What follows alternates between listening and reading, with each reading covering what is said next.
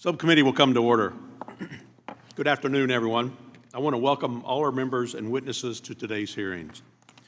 Thank you all for being here today for our first hearing since we celebrated the 90th anniversary of the Social Security Act on August 14th. I'd like to recognize and thank Chairman Smith and Congressman Carey, the distinguished members of the subcommittees on Social Security and Work and Welfare. I'm going to skip one paragraph, and I will come back to that. As chairman of the Social Security Subcommittee, I made it a priority to strengthen and protect Social Security programs to better serve all Americans, including those with disabilities. This year, it's been my pleasure to work closely with Social Security Commissioner Frank Bisignano, who we hosted here in June. And just this past Friday, the commissioner came to Wichita, where we held a productive meeting at the Social Security field office in my district. We discussed how Congress and the Social Security Administration can continue to deliver improved results to beneficiaries and recipients, and I'm confident this hearing will allow us to strengthen this partnership further. Today, there are 1.7 million Americans missing from the workforce, while at the same time we have over 7 million open jobs. This is not just a statistic, it's a call to action. It's crucial that we use the talents of every American able to work that we can. One of the most valuable yet underutilized talent pools in our country is Americans with disabilities, especially given that many individuals with disabilities want to work. In fact, roughly 60% of the Social Security disability insurance, the DI, and Social Security and Supplemental Security Income, SSI, recipients are interested in finding a job, gaining new skills, or advancing their careers. They are a critical resource we cannot ignore. I want to emphasize that this is not about removing folks from their benefits. It's about removing the barriers that hinder Americans with disabilities from renewing, strengthening, or forging a connection with the workforce. This hearing is about highlighting those barriers, understanding the complexities of the Social Security Administration return to work programs, and exploring how we can improve transitions to work whenever possible. Today, we'll hear from individuals who have navigated these policies. The reality is that for those who want to work, the current system is complex and full of red tape. The existing DI and SSI programs are intended to support beneficiaries, but they are often so confusing that both individuals and employers need third-party experts to understand them. We also face the issue of outdated and slow administrative processes. For those who find work, the Social Security Administration's management of benefits can lead to overpayments. This isn't just a bureaucratic problem, it's a financial hardship that can discourage people from continuing to work. The system is confusing. The complexity, red tape, and the need to rely on third-party experts just to navigate the rules is a massive obstacle for both individuals and employers. I hope that this hearing will set the stage for a vital discussion about reform. This isn't about altering the fundamental purposes of DI and SSI, but about modernizing our programs to work more effectively. We have an opportunity to remove government barriers, streamline communications, and modernize existing programs to help individual Americans who want to participate in the workforce. By doing so, we will not only improve individuals' lives, but strengthen our economy as a whole. Now, we'll take a moment. This is a joint hearing between the Social Security Subcommittee and the Work and Welfare Subcommittee, and I just want to note that I'd like to thank my colleague, Representative Danny Davis, for your nearly 3 decades of service in Congress, your commitment to your constituents, and your tireless effort to address the issues facing our announcement. Your leadership and dedication will be most missed on this committee now that you've announced your retirement. So I look forward to your opening remarks when we get to that point. So right now, I'd like to yield to Ranking Member Mr. Larson for his opening statement. Well, thank you, Mr. Chairman. It's always good to be here together with our colleagues, and I want to stress from the outset that what good people there are that sit on this committee, and on both sides of the aisle. But, Mr. Chairman, I'd be less than honest if I didn't say that I was thoroughly frustrated that we're having a hearing whose intentions look as though they're admirable, but we're having a hearing on Social Security disability at a time when we haven't enhanced Social Security since 1971, and Richard Nixon was President of the United States. That is an abomination. to the #1 program that prevents seniors from going into poverty, that prevents children from going into poverty. And Congress hasn't acted since 1971 to enhance the program. I know you're going to say, well, wait a minute, didn't Tip O'Neill and Ronald Reagan wanted to privatize it, like I think the attempts that are going on as we speak today. And there's no other way for me to describe what's transpiring when you have an administration, the current administration, that says they want to protect and help Social Security, and they're doing so by laying off 7,000 employees, not improving any of the phone service, where people with 10,000 baby boomers a day becoming eligible for Social Security, and then worst of all, allowing DOGE to look at people's personal records. There's nobody on this committee that believes that that's the right thing to do. That these 24-year-olds who have never been vetted, have no accountability, get to go in and look at individuals' information. Mr. Chairman, we demand a hearing with the whistleblower. We demand a hearing with DOGE. If they're so great and have found all this fraud and abuse and waste, why aren't they here sharing it with us so that we can go over it and work with you to eliminate? Who's in favor of fraud and abuse? But if that's not the case, then what is the motive behind them taking people's personal data and information and now supposedly storing it in a cloud? Basically, it's now in an unsecure location. Does anyone on this committee knows where it is? The Social Security Administration doesn't even know where they've taken the documents that they've rummaged through and go over on a daily basis. It's an abomination, and everybody on this committee knows it. And I don't understand for the life of me why we don't have a full committee hearing with DOGE present. We tried before with Elon Musk, but apparently there are people in this country that believe they're above the law and don't have to come before the Congress of the United States and testify. If they're doing such great deeds out there, if they're finding all of this fraud and abuse, why aren't they here before the committee in testifying? All these witnesses are exceptional. They're good people too as well. But guess what? They're not here to talk about what's actually happening in Social Security, what's actually going on before everyone's eyes. You imagine the largest insurance program in the nation, more than 70 million people, and it operates with administrative costs below 1%. Name another federal agency that does that. Show me any insurance company, and I come from an insurance capital of the world, where they are able to administer their programs far less than 70 million plus people, between 16 and 26%. Mr. Chairman, you're a decent man. I know you care about Social Security, as does everybody on this committee. It is beyond my belief as to why we can't have a public hearing, and most importantly, why we don't demand, why you individually, all of us, are not outraged by the fact that DOGE is not in front of this committee explaining what they've done with people's personal and individual information that they have access to, and now it's in an unsecure place, and SAA does not have oversight of it anymore.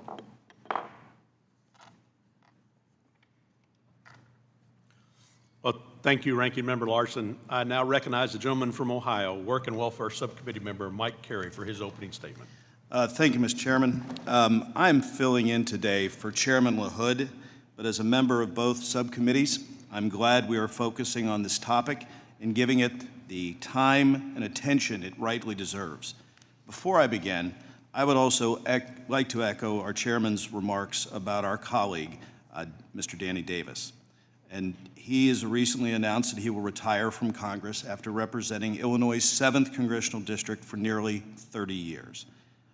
Representative Davis, you have been a tireless advocate and a champion for children and families for over the many decades of your public service. I would also like to echo my colleagues' recognition that we celebrated 90 years of Social Security and all that is done to provide for seniors with certainty that they all need to have and satisfy their net in retirement.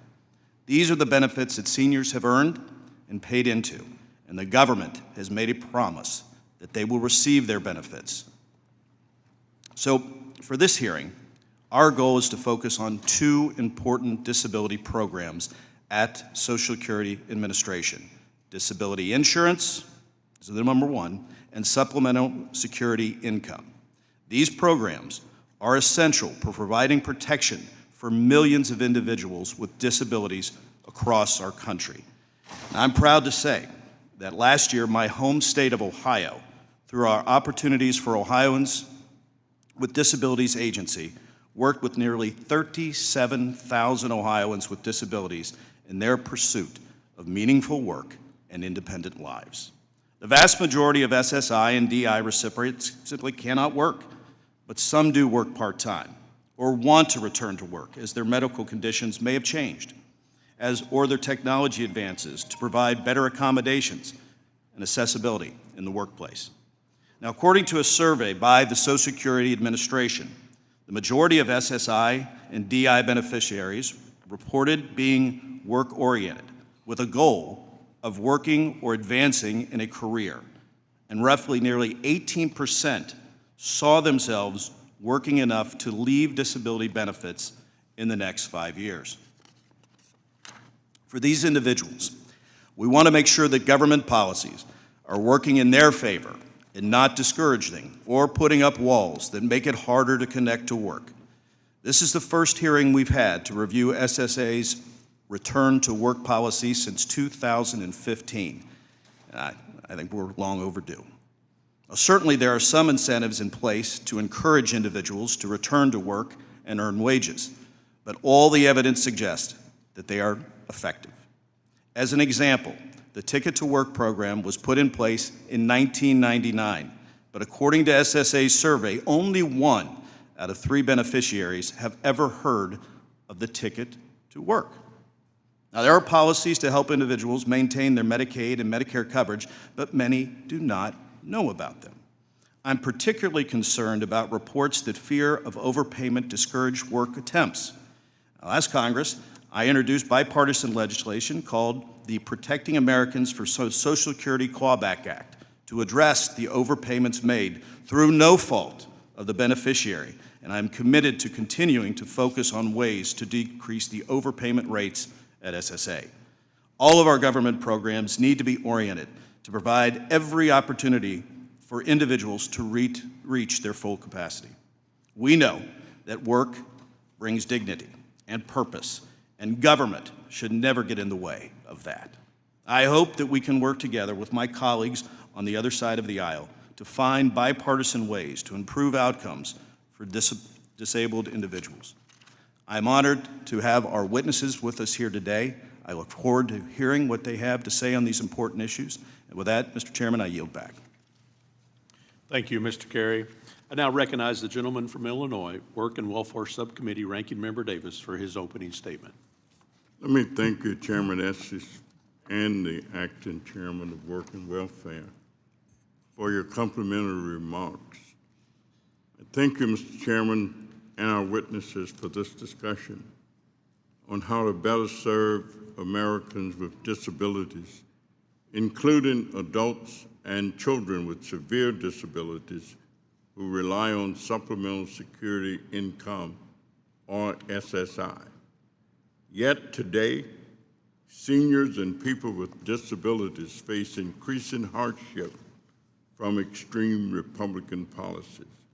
The chaotic Trump tariffs that raise prices for the essentials needed to live, the evisceration of federal grants that shutter key services, and massive staff reductions at the Social Security Administration that make it harder to get benefits. I recently spent 3 hours waiting with a family member for an appointment at a Social Security office. The amazing staff took the care needed to serve everyone, but President Trump's forcing out more than 7,000 employees means there are not enough people to do the work. The commissioner assured me that my experience was an outlier, but all of us are hearing from constituents and friends about people waiting months for appointments and hours for service. I want people with disabilities to have the best opportunities to thrive, but these customer service concerns, coupled with the recent Republican law kicking millions of Americans off Medicaid and food assistance, and the Trump administration's track record of using administrative processes to cut benefits, create a real danger of Americans not getting their SSA benefits. Further losing health insurance and food assistance undermines the health of people with disabilities and the foundation of their ability to work. Successful strategies to help SSA beneficiaries work as much as they're able are labor-intensive and cost money. They require frequent benefit adjustments, temporary eligibility adjustments, or individualized help. It is not tenable to add to the workload of SSAs, understaffed offices when they are struggling just to process benefit applications and answer questions from the public. One way to reduce work for SSA staff and help working beneficiaries is to increase the antiquated asset limit that cuts off SSI benefits anytime recipients have more than $2,000 in their bank accounts. That limit was set over 40 years ago. It discourages work and is a major driver of errors in SSI benefit payments. Together with my Republican colleague, Mr. Fitzpatrick, I lead the widely supported SSI Savings Penalty Elimination Act to increase the asset limit. Another way to simultaneously help people and reduce work for SSA is to keep in place the regulation simplifying SSI applications for seniors and people with disabilities who are part of poor families who need and receive SNAP benefits. The Trump administration has suggested it might end this senior-friendly policy. Democrats support helping people with disabilities work and increase their income when they're able, but I will reject any effort to weaken disability supports or any offer to help some people with disabilities by cutting benefits for others.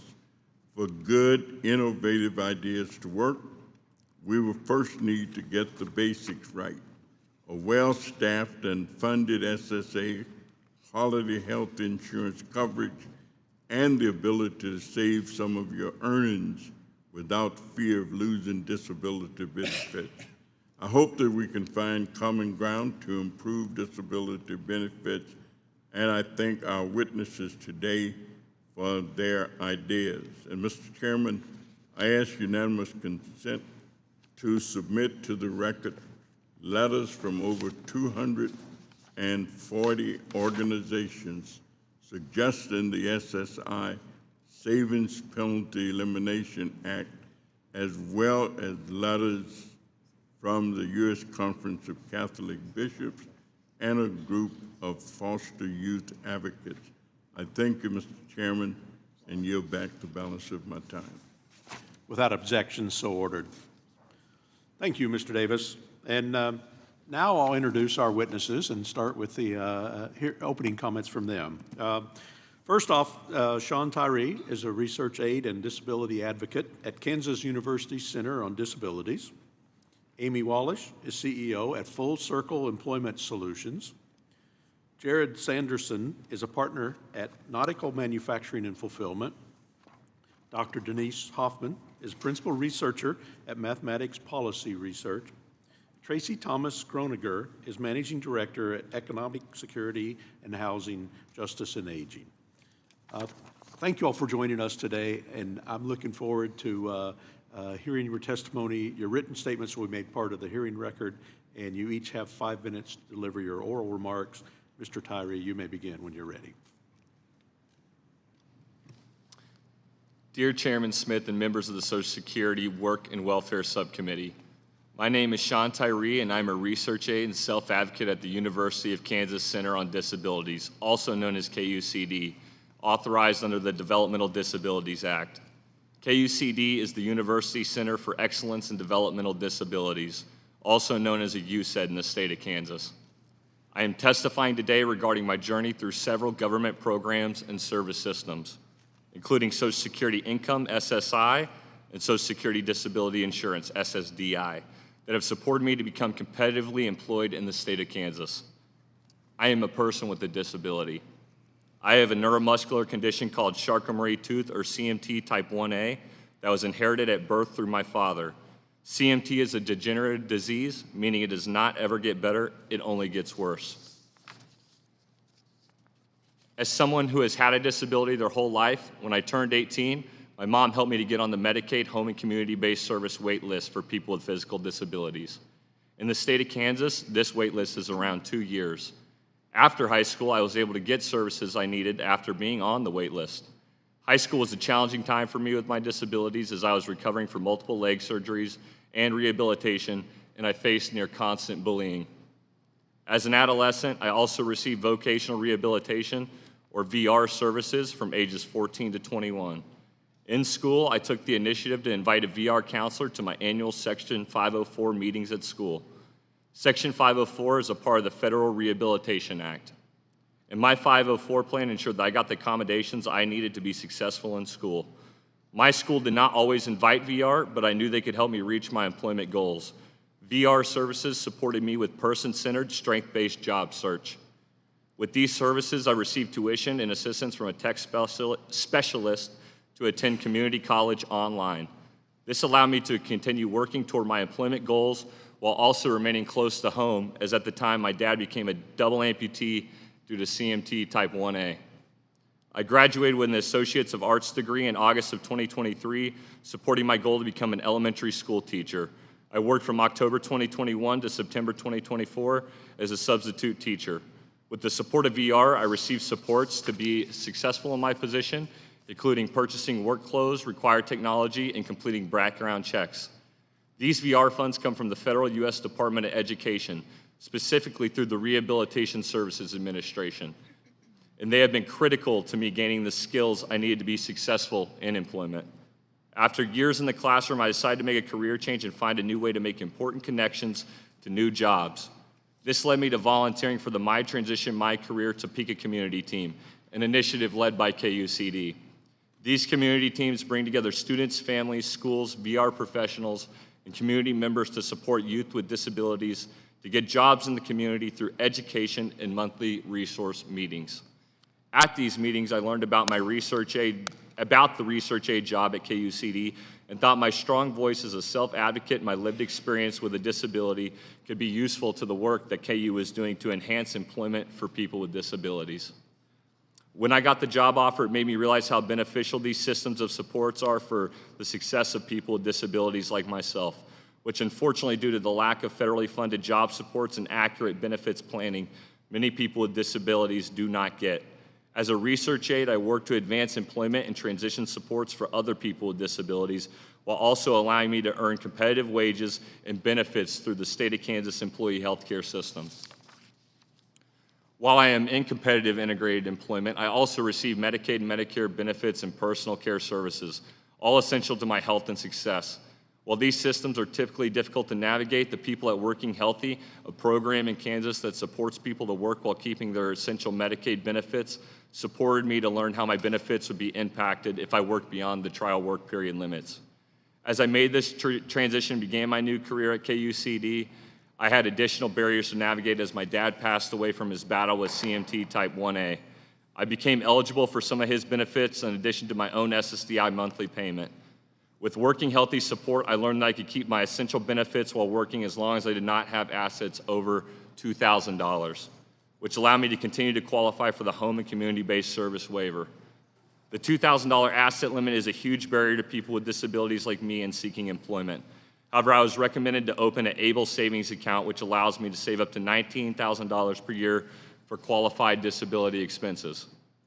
This lets me save for things like a car to get to work and other supportive technology that typically cost over $2,000 and is not typically covered by Medicaid or Medicare.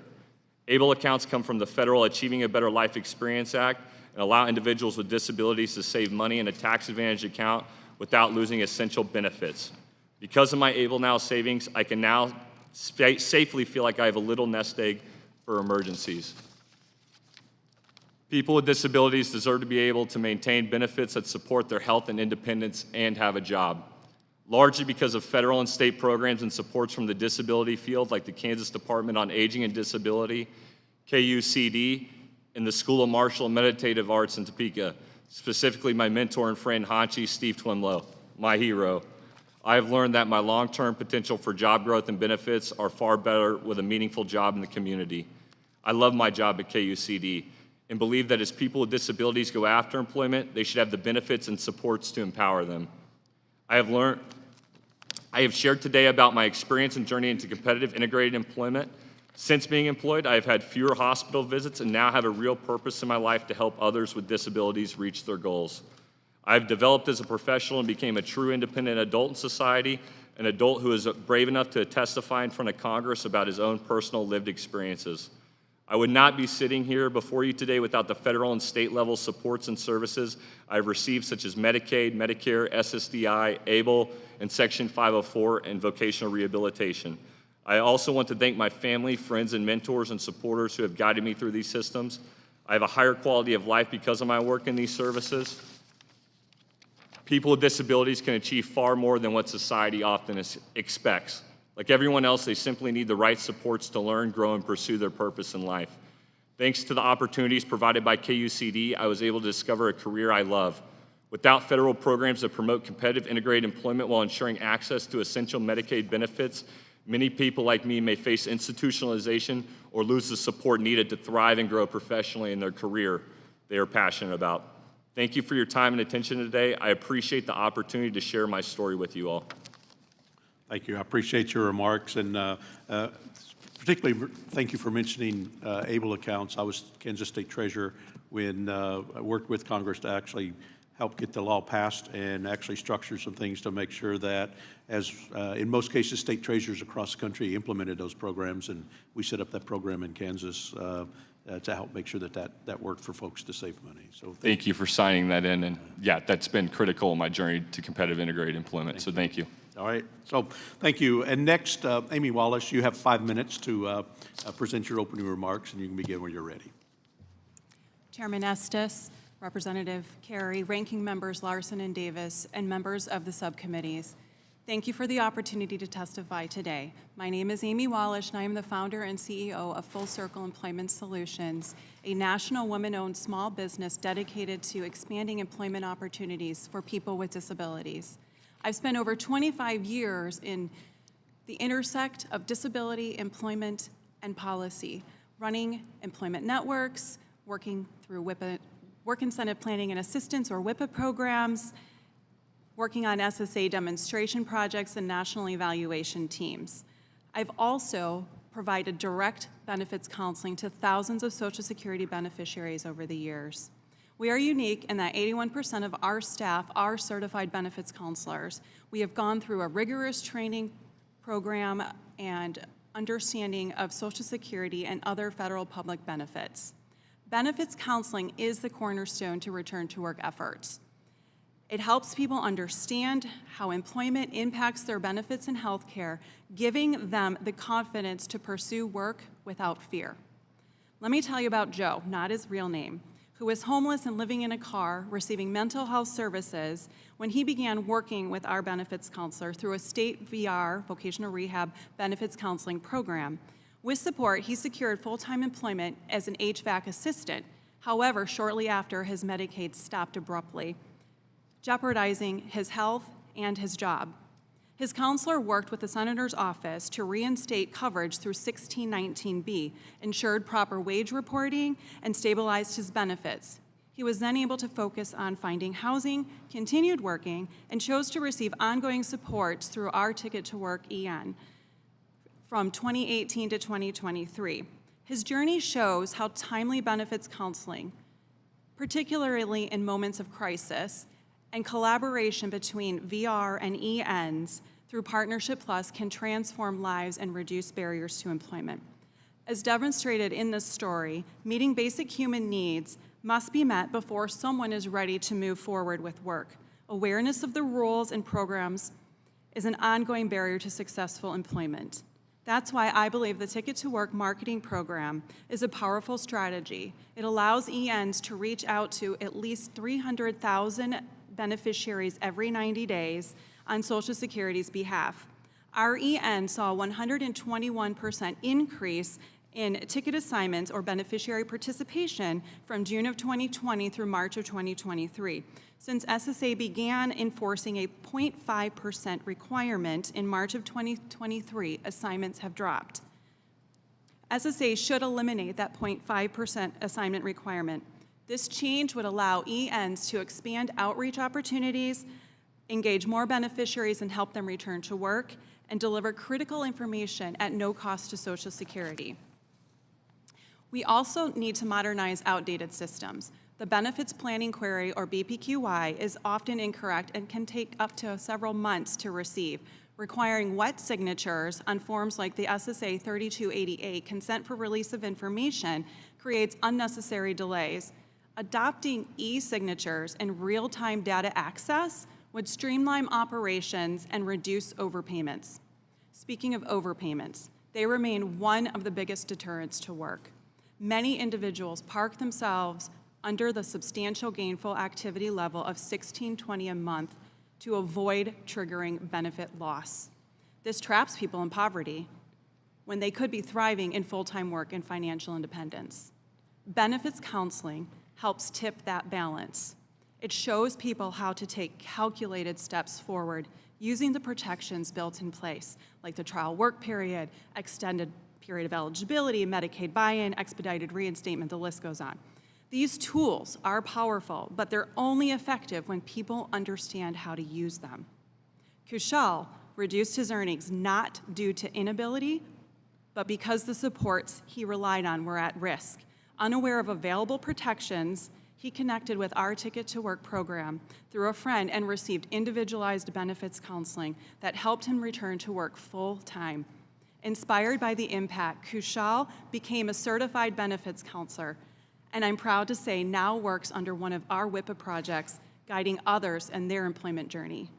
In closing, the programs created in the Ticket Act in 1999 were visionary. I urge the committees and Congress to prioritize funding and support for the Ticket to Work and WIPA programs, expand access to benefits counseling, and transform systems to maximize impact and reduce barriers. Benefits counseling through these programs reduce long-term dependence on public benefits, support Social Security's mission, and help people with disabilities contribute meaningfully to the economy, including the Social Security Trust Fund. With modernization and investment, we can make work truly work for everyone. Thank you for your leadership in allowing me to share this testimony. Well, thank you for your testimony. And now I'd like to turn to Jarrod Sanderson for you to make your opening remarks, and please limit your remarks to 5 minutes. Thank you. Well, thank you, Chairman Estes, Representative Carey, Ranking Members Larson and Davis, and distinguished members of the subcommittee. Before I get started, I wanted to say, Chairman Estes, while I live in Missouri, the work that I've done that I'm going to talk about happened in Kansas, so hopefully you give me some grace. and don't hold it against me where I reside. So my name is Jarrod Sanderson. I come to you today wearing two hats. I started my career, cut my teeth in the social service world, licensed clinical social worker. I worked in that space for 18 years. I worked in about every program you can imagine. I started in foster care. I worked in senior care. I worked in veteran care. I represented the United States Department of State as a Fulbright scholar in South Africa doing homeless prevention. That was the first 18 years. I then pivoted to the for-profit world where I was the COO for Nautical Manufacturing and Fulfillment and a managing partner for Staffing by Starboard, a sister staffing company for Nautical. So I want to talk about both of those experiences because they're both very relevant. I want to talk about the social service part of this first and then pivot to the reason that I was invited, which was the employer perspective, hiring people with disabilities. So on the nonprofit side, I'm a firm believer in social entrepreneurship. I think businesses that place their purpose at the center and the intersection of market demand and social need can do a whole lot of good. They can harness the power of markets, but also meet social demands in ways that some other programs just can't. So I have the benefit of sitting on two boards for organizations in Kansas City that do this very well. Prosperity is the name of one of them. We train homeless moms in dog grooming and then place them at salons throughout the city, and we open our own salon. Most of the women that we work with, long histories of poverty and trauma. The crushing impact of that generally leads to some type of diagnosed disability, mostly on the mental health side. So that is a social entrepreneurship that I think works and also creates pathways to employment for people with disabilities. The other board that I sit on is Reconciliation Services. This is an organization that is nested at 31st and Truce. Truce is the racial dividing line in Kansas City historically, and they are working on community healing and also have a very strong social entrepreneurship focus and workforce program. Same thing there, a whole lot of individuals with diagnosed disabilities for mental health because they have known nothing but poverty and trauma their entire lives. There is so much talent that is being wasted because all it gets to do is spend its time trying to survive. And if you don't have anything else that you can focus on but getting through the day, it is extremely difficult to engage in any type of workforce program, whether it's funded or not. So I say that because we really do have to address the things that are causing people to not get to work to begin with. So I want to spend a few minutes talking about that. In general, my core message today is that it is not charity to hire people with disabilities. It is a sound business strategy. There is a huge upside, and I will get into why that is from my perspective. I think the data and research bears this out as well. So the talent isn't untapped because there's a lack of skill or desire. There are some outdated perceptions and some systemic barriers, generally not because of malice, but because sometimes incentives just don't align. And things have changed. We've learned a lot more about the space that we're working in now. So there are kind of two broad types of disabilities that I want to cover. Actually, one that I want to cover, which is more the mental health side. There are people to the left and right of me that are much, much better on the developmental and physical disability side. Before I get into the last thing I want to talk about, the benefits cliff is a very real problem. Depending on the state, TANF, Medicaid, and child care subsidies can have a cliff effect where it's kind of all or nothing. That does make it difficult sometimes for somebody to come in at an entry level and then earn their way in. Housing and transportation is also a major issue generally, and that exacerbates for people with disabilities. So those are policy things. I want to finish my time talking about an experience that we've had at Nautical Manufacturing and Fulfillment with Down Syndrome Innovations, an organization in Lenexa, Kansas. We struggle with the same thing that every 3PL struggles with, which is seasonal work. We partnered with Down Syndrome Innovations to hire their self-advocates. Long story short, we've hired 35 of their individuals to date, and they are exactly the kinds of individuals that any employer is looking for. They're engaged, they're consistent, and they love what they do. The throughput and their production has increased. The number of smiles that go through that building have increased substantially as well. It's not just heartwarming. It's not just the right thing to do. It was actually just a very sound business strategy. So I think there are a lot of individuals in that space. This is a very big topic, so I will stop there, but I think that we have millions of people who are ready to be committed, loyal, engaged, and growth-minded, and they just need a pathway to get there. So I very much appreciate the time today and appreciate you hosting this hearing so that we can talk through these issues. Thank you. Well, thank you for your testimony.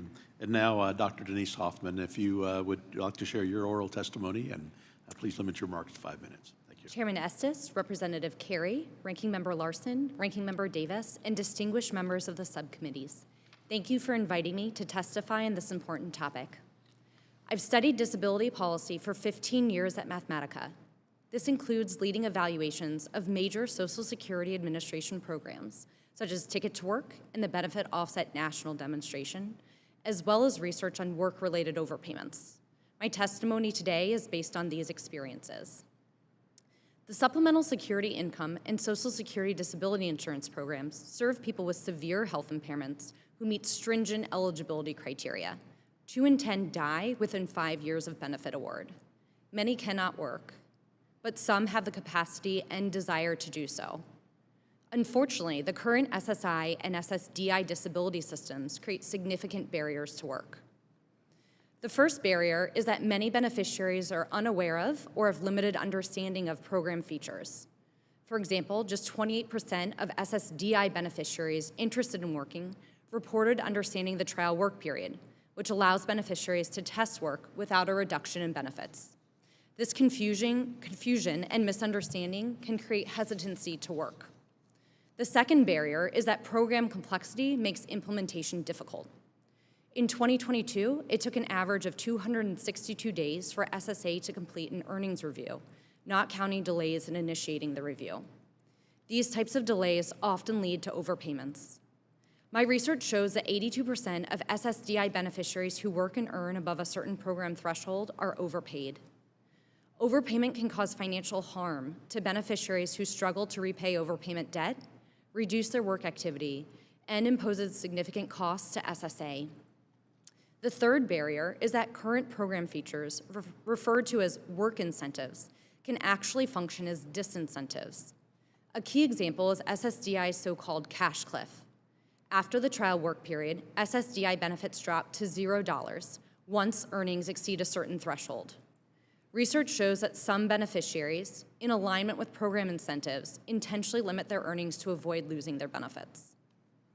These three barriers also undermine SSA's marquee employment support program, Ticket to Work, by creating confusion and fear around returning to work. So what can be done? In the short term, there's an opportunity to improve current program operations, but there's also a need for evidence about larger scale reforms with the potential to generate more impactful results.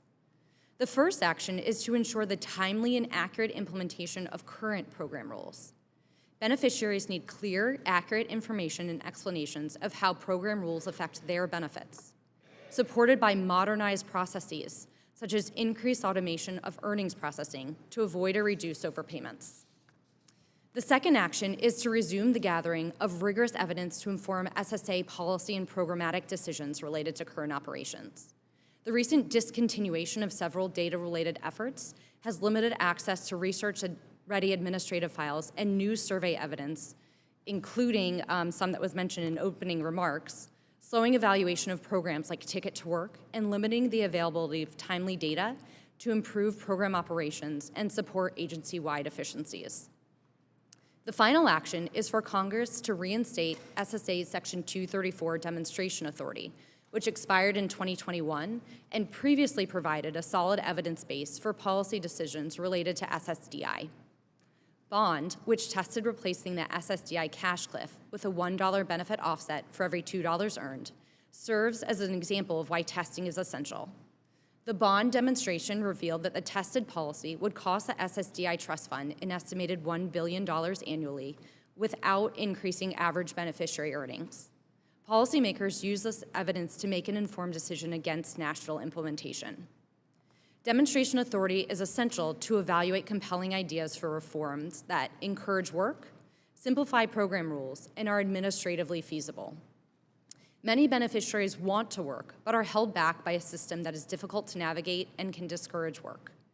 By improving implementation and restoring SSA's demonstration authority to identify large-scale improvements, Congress can help ensure that SSA effectively supports beneficiaries who have the ability and desire to work. Again, thank you for the opportunity to appear today, and I look forward to any questions. Well, thank you for your testimony. Now we'll turn to Tracey Thomas Gronniger, and if you would present your oral testimony, and please limit it to 5 minutes. Thank you. Good afternoon, Chairman Estes, Ranking Member Larson, Representative Carey, Ranking Member Davis, and members of the subcommittee. I'm Tracey Gronniger, Managing Director of Economic Security and Housing at Justice and Aging, an organization committed to using the power of law to advocate for the rights of low-income older adults. I'm also here as a co-chair and on behalf of the Social Security Task Force of the Consortium for Constituents with Disabilities. I'm here today to talk about the importance of Social Security Disability Insurance, or SSDI, and Supplemental Security Income, or SSI, and how we can better support beneficiaries who want to work without fear of losing the benefits they depend on. I'll focus on 3 points. First, SSDI and SSI are vital for millions of seniors and people with disabilities. Monthly benefits are modest, but help people pay for basics like rent, food, and medical copays. They also provide access to essential health care through Medicare and Medicaid. Cuts to these vital benefits would not only harm the economic security of seniors and disabled beneficiaries, but also their independence and freedom to work. SSA beneficiaries face great risk when attempting to work and need the assurance not only of monthly income, but also essential health care when engaging in uncertain employment. Second, complex rules and staffing shortages that reduce beneficiary support create barriers for those who want to attempt to return to work. The process to obtain benefits is long and difficult, and once approved, beneficiaries must navigate a minefield of eligibility rules. SSI, for example, caps assets for an individual at $2,000. Exceeding this limit by even a small amount means benefits are not payable for that month, forcing the individual to spend down their savings. SSI benefits are also reduced when individuals earn money. Earned income disregards, unchanged since the program began in 1972, impose harsher consequences for work than Congress likely intended. Overpayments are another huge problem. While SSDI and SSI recipients must report their income to SSA, staffing shortages and related processing delays lead to erroneous payments. During the current administration, the repayment rate for SSDI beneficiaries was increased from 10% of their monthly benefits to 50%, meaning people can lose half their monthly benefits through no fault of their own. These problems cause real harm. Take Miss G, an older woman who was receiving SSDI benefits due to multiple serious medical conditions. After years of working part-time and reporting her earnings, SSA informed her earlier this year that she was no longer eligible for SSDI benefits retroactive to 2016 and that she owed over $100,000. She spent hours on the phone on hold, was turned away from her local field office, and struggled to navigate the complicated appeals process to resolve this issue. In the meantime, she lost her benefits, which was devastating. Without SSDI, Ms. G was unable to pay her rent. Without Medicare, she was forced to ration her access to health care, foregoing medications that cost her hundreds of dollars per month out of pocket. Her part-time work isn't enough to cover her costs. SSDI was her lifeline. Unfortunately, as SSA loses thousands of experienced, knowledgeable customer service staff, her story is not an aberration. People with disabilities who attempt to work may instead lose out on the very source of income they need to survive. Finally, Congress can act to ensure that people who want to try to return to work still have access to the benefits they rely on. The bipartisan SSI Savings Penalty Elimination Act would increase asset limits so that people are better able to save for emergencies and necessary expenses. Congress can also raise the SSI income disregards so that people can keep more of the money they earn. The Clause-Off Social Security Act would limit harsh overpayment withholdings caused by SSA's mistakes. And importantly, SSA needs adequate customer service staff and administrative funding so that beneficiaries can get the help they need and trust that their benefits are secure if they attempt to work. In conclusion, seniors and people with disabilities should be able to attempt to work without fear of losing their benefits and should have access to strong customer service. Congress must ensure that disability benefits are accessible, secure, and able to meet the needs of the people they serve. Thank you. Thank you. Thank you all for your testimonies. And now we'll proceed to the question and answer session. I'll start with myself. Mr. Tyree, navigating the various federal and state support for individuals with disability is a challenge. Applicants and beneficiaries are frequently confused by the rules and requirements of the disability insurance program.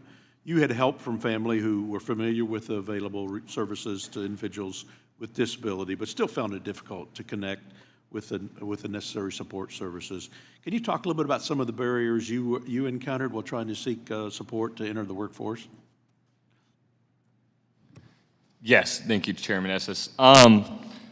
So I would say some of the systemic barriers that I have faced, not to be too vague here, but one of them is there is so many service and support combinations, which are all needed. That combination of services and supports is what I believe contributes to a person being successful in competitive integrated employment while having a disability.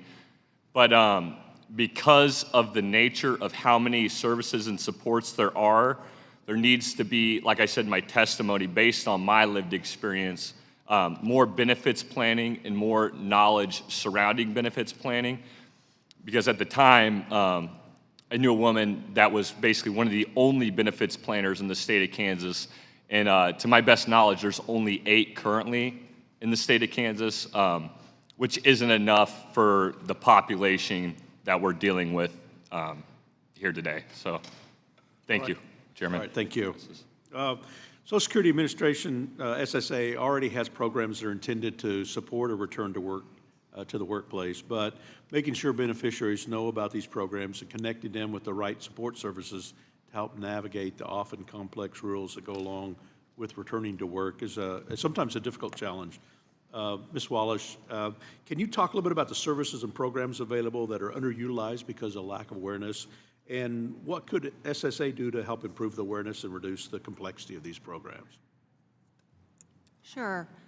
So first of all, in my hat, I would say that the Ticket to Work program is underutilized. We've already heard, statistics mentioned from surveys. The WIPA program is underutilized as well. And then the work incentives, quite frankly, are underutilized, including the Medicaid buy-in programs. Not every state has a Medicaid buy-in program, which ideally every state did, because that does limit individuals who need and rely on the supports and services to work and to live to have access to that Medicaid services. But under Ticket to Work, I think that the lack of awareness is there. Partly the Social Security offices don't know. And there's so much misinformation that is given out at the local offices. So ideally, the local offices would have, some more training.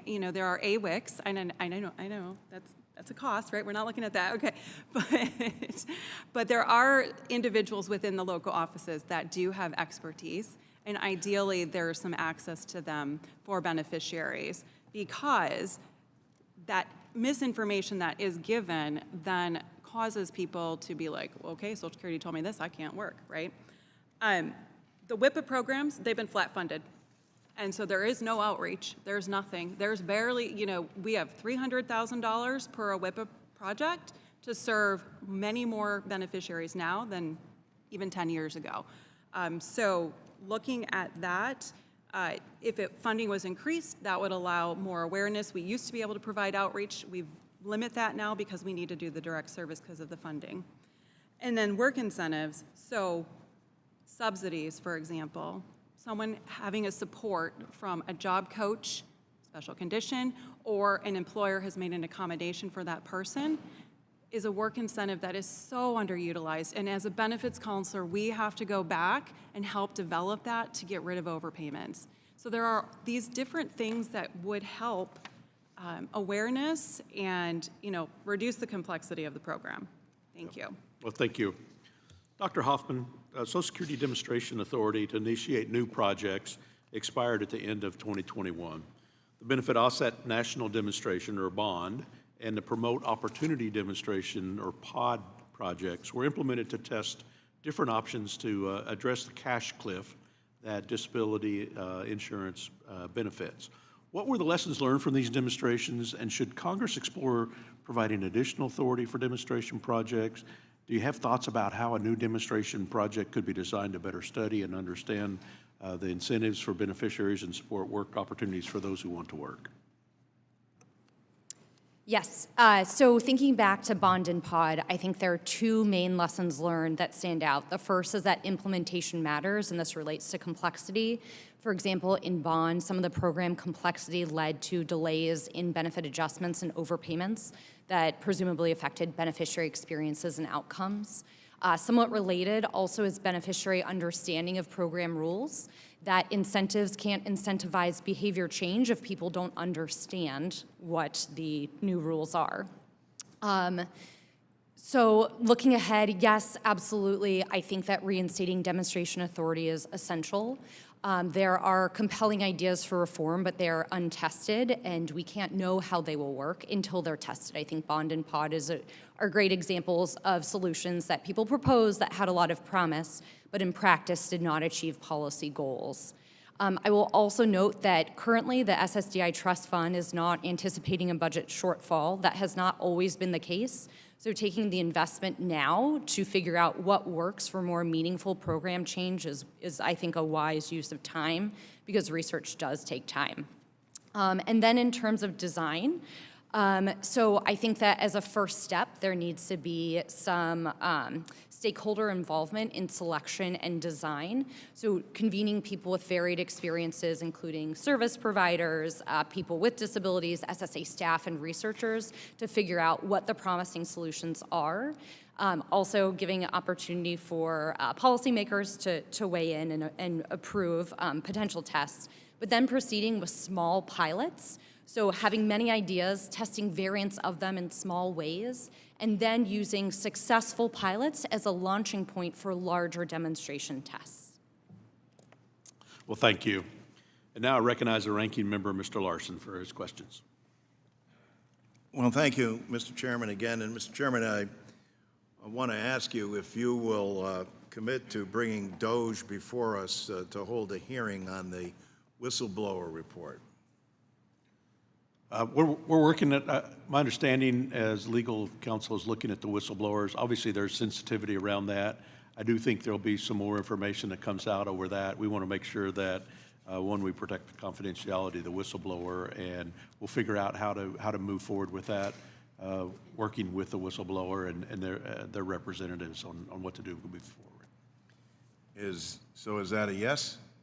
Well, I don't know if we'll have a hearing, but certainly we want to proceed. Obviously, it's very important on whistleblowers to make sure that not only do we make sure the programs work right, but also make sure that we protect their confidentiality and their preferences as well.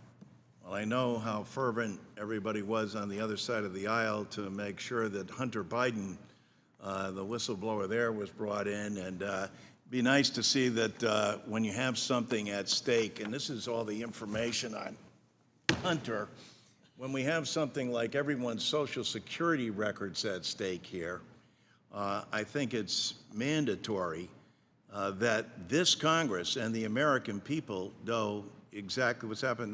Mrs. Gronniger, would you agree with that? Yes, I think it is an important topic, and I think people would like to know more.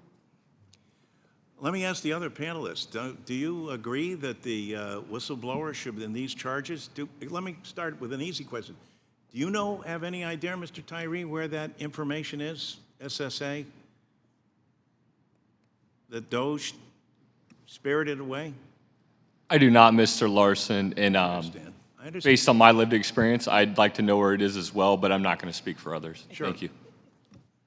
Mrs. Wallish? No, I do not know where it is. Mr. Sanderson? Dr. Hoffman? No, it's, again, I understand. I get the point that you probably can't possibly know, but here it is, and you all did an excellent job in your presentations and have valid concerns about disability and how we can improve it. But how can we improve it if we're laying off 7,000 people, if we're not fixing the antiquated phone system, if we're saying it's all going to change because of AI, and yet an unvetted group of people is allowed to come in and look at everybody's individual records, is that a good thing, Mrs. Gronniger? No, I don't think so, Representative Larson. Dr. Hoffman? I will note that from a contractor point of view, we have to go through extensive vetting to be able to access data. But no one from Doge did. Mr. Sanderson? Yeah, in general, I think it's very important to maintain people's privacy and their confidential information. I think that's always the case in any setting. Mrs. Wallish? I agree, you have to be vetted, and there is a process for being cleared to be able to see information. Thank you. Mr. Tyree? Yeah, I believe it's a subject matter that should be kept confidential at all times. So we have this situation where we have the nation's #1 anti-poverty program for the elderly, the #1 anti-poverty program for children, carrying all of the documentation of more than 70 million people, but in essence, it's all of America who is going to be on Social Security. And certainly and clearly, there are things that we could do to improve and help and aid people with disabilities, the waiting period to receive disabilities. People have died waiting to get their disability payments. Why, in God's name, are we spiriting that information away and putting it in a cloud? Whatever the good that means, I just can't fathom it. And I think it's, Mr. Chairman, I think it's important that this committee, who has the Committee of Cognizance, gets the answers to this. We tried earlier with a inquiry of resolution to have Elon Musk come before here, but apparently there are some people in this country that are above the law and don't have to come before the Congress. And now we have Doge, 24-year-olds, unvetted, unaccountable, doing the same thing with people's information, unaccountable for. I want to thank the witnesses for your candor and your honesty. Thank you, Mr. Larson, for your remarks. I do want to make, I appreciate you bringing up the comment about the phone service and how well that's working. When I was in the Wichita field office last Friday with Commissioner Vizinano, they implemented the new phone system just in July. And they've said they've already seen tremendous improvements in terms of the response time for both folks that come in, not just for retirement, but for disability enrollment and other issues. So I look forward to seeing some improved statistics around that with the new system being rolled out across the country. And now I'd like to recognize Work and Welfare Subcommittee member Mr. Carey for questions. Thank you, Mr. Chairman. Mr. Tyree, I have to say your story is probably one of the most inspirational stories I've ever heard. And you should really be proud of how you have overcome great physical and personal difficulties to achieve your personal successes in your life. I guess the question I have is, can you explain the physical and psychological and emotional benefits you've experienced since you've been employed by Kansas University Center of Disabilities? Yes, I would love to. So first off, I would like to kind of go back to my testimony. As I said, I have had less hospitalizations for mental and physical health upon being competitively integrated employed in the state of Kansas by KUCD. It has given me a real purpose in my life because I'm able to help others that are in the same situation that I was in.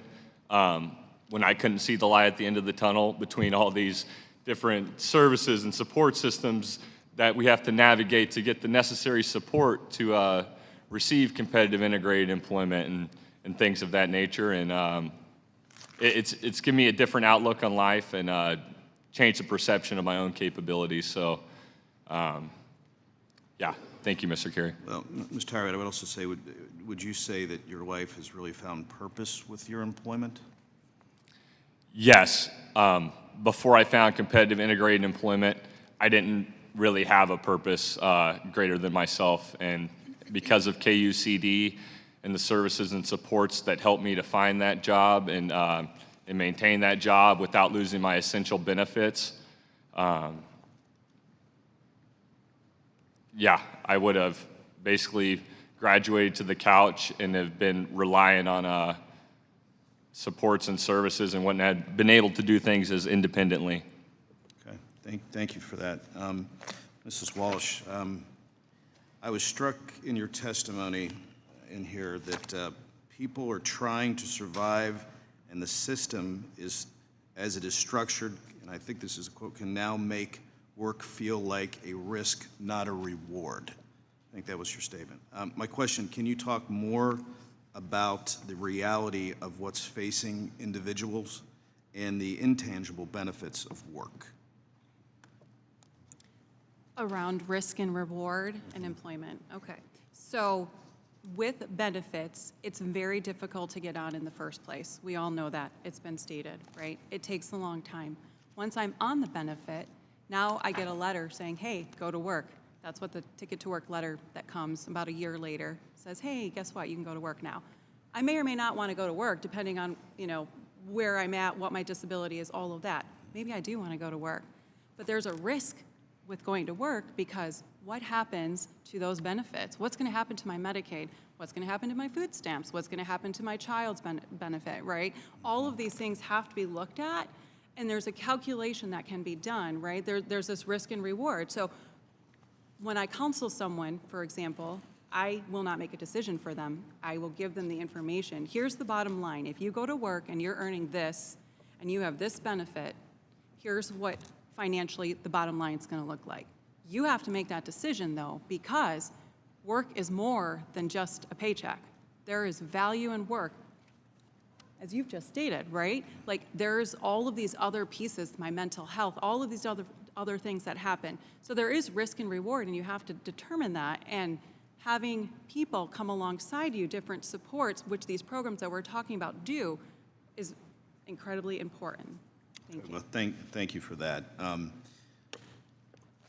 think I'm going to do Mr. Sanderson. I'm reading through your testimony. I think you said most of it, but one of the recommendations is for us to look at ways to encourage public and private partnerships, so there is more of a collaborative model to benefit employers and the community employment agencies, like the one that Mrs. Wallish runs.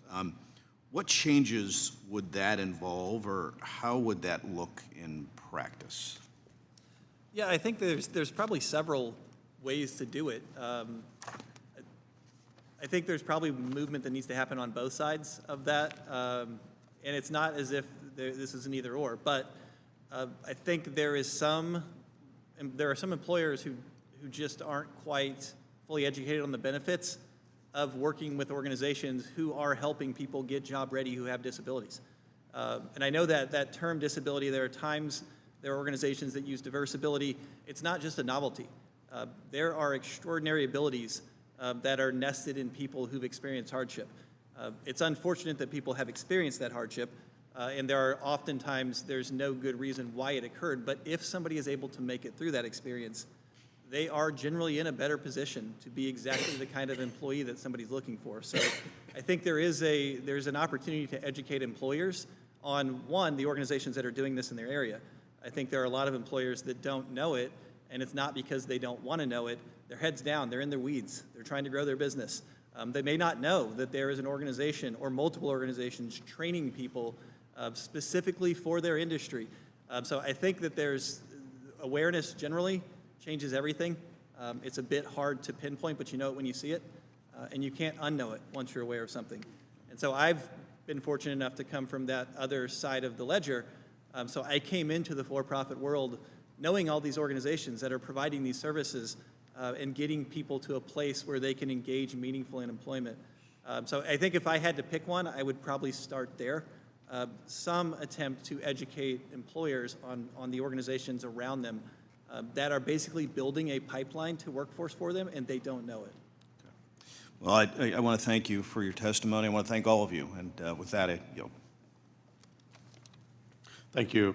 I now recognize Work and Welfare Ranking Member Davis for questions. Thank you, Mr. Chairman.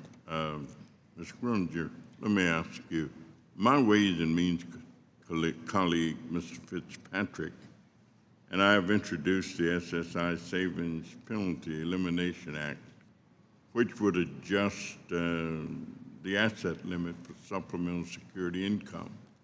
It has gathered support from over 240 organizations, but has not yet been considered by our committee. Let me ask, how would it help seniors, people with disabilities, and children if we were to enact this legislation? Thank you for the question. It would make an extraordinary difference.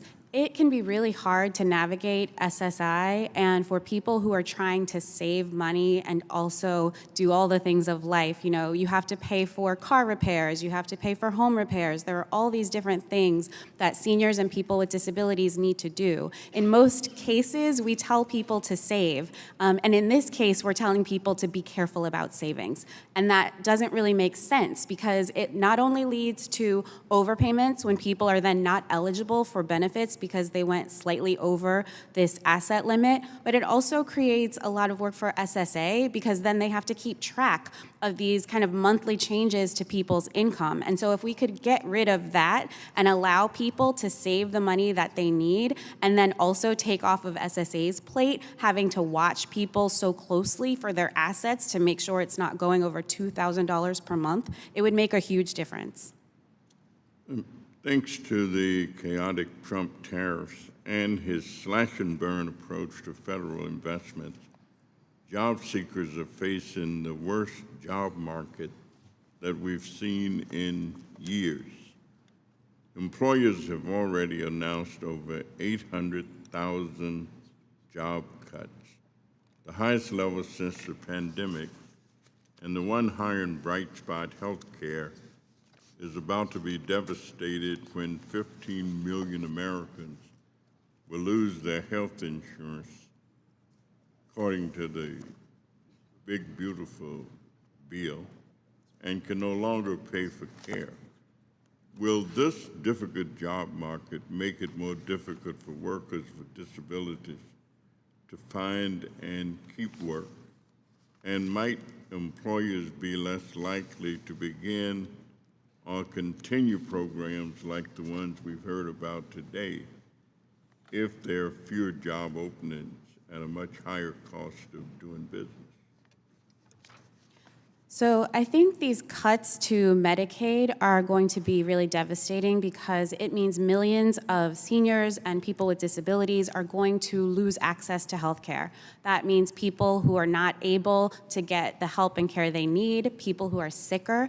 If you're not healthy, it's not easy to work and especially maintain a job. And so we're going to see, even if people want to work, they're losing access to the supports that they need to do that. And you're also going to see people losing access through Medicaid to things like home and community-based services, which allow them to stay in their community to get the care they need and not be forced into institutional care, which will also affect their ability to work and to be able to live and stay in their communities. Even with that, I understand that the Social Security Administration has announced that it is considering revoking a policy that ensures that seniors and people with disabilities who live with family members who rely on SNAP to buy food can qualify for SSI benefits. How would that policy change affect the most vulnerable and poorest people in our society? Yes, so this is the Public Assistance Household Rule, and it exists so that people who are in very low-income households won't see their benefits reduced because of regulations around what is called in-kind support and maintenance. Typically, people who live in a household with non-SSI recipients will see their benefits reduced by a third because the idea is that they have help and they have support, and so they don't need as much in benefits. But when you're in a very low-income household, you do need those benefits, and they are critical to your family's survival. And so we have been using, under current rules, SNAP to show that a household is a public assistance household and needs all of the SSI benefits. But with the current changes, this may lead to hundreds of thousands of people. If we change these rules, take SNAP out of the public assistance household category, we could lose that, and hundreds of thousands of people could see their benefits reduced. Thank you very much, Mr. Chairman. I yield back. Well, thank you. And now I'll go to the gentleman from Pennsylvania, the member of the Social Security Subcommittee, Mr. Smucker. Thank you, Mr. Chairman, for calling this hearing today. Thanks to each of you for being here, particularly Mr. Tyree. Wonderful to hear your story, and we want to ensure that as many people as possible can follow a similar path to what you have, what you have followed, where you're able to return to or enter the workforce and have great employment opportunities like you've described. And so it's frustrating when sometimes we hear that a return to work program can be so complicated that it actually keeps people from working. And I really think the Social Security Administration has a responsibility to help the people that it serves understand their benefits so that they can use those benefits to help themselves, just as you shared. That, by the way, that's why I'm working on another bill with Mr. Byer to provide clarity to older Americans deciding when to begin claiming their Social Security in order to best meet their financial needs. It's about having the information available and explained in a way that people can understand, so that's an important bill as well. But it's even more confusing at times and worse for those drawing disability benefits. Dr. Hoffman, in your testimony, you contrast the ways that SSDI and SSI calculate eligibility. For example, SSDI has a cash cliff that scares people away from working and saving money, while SSI phases out benefits at a $1 for $2 offset. How can we better align these programs' phase-out structures to reduce confusion and maintain incentives to work? Yeah, so I think this builds into the Section 234 demonstration authority that had expired several years ago.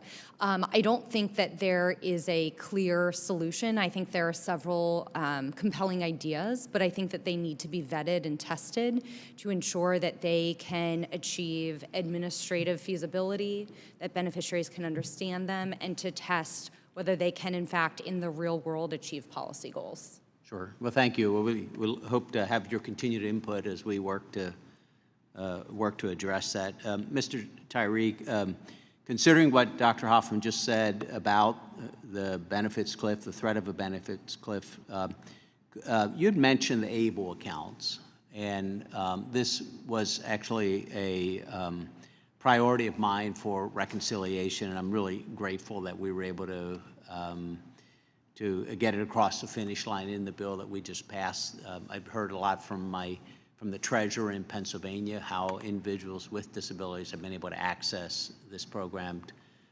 to build their assets without a threat of losing benefits. So could you just talk a little bit more about how your ABLE account helped you to work towards financial independence while returning to work?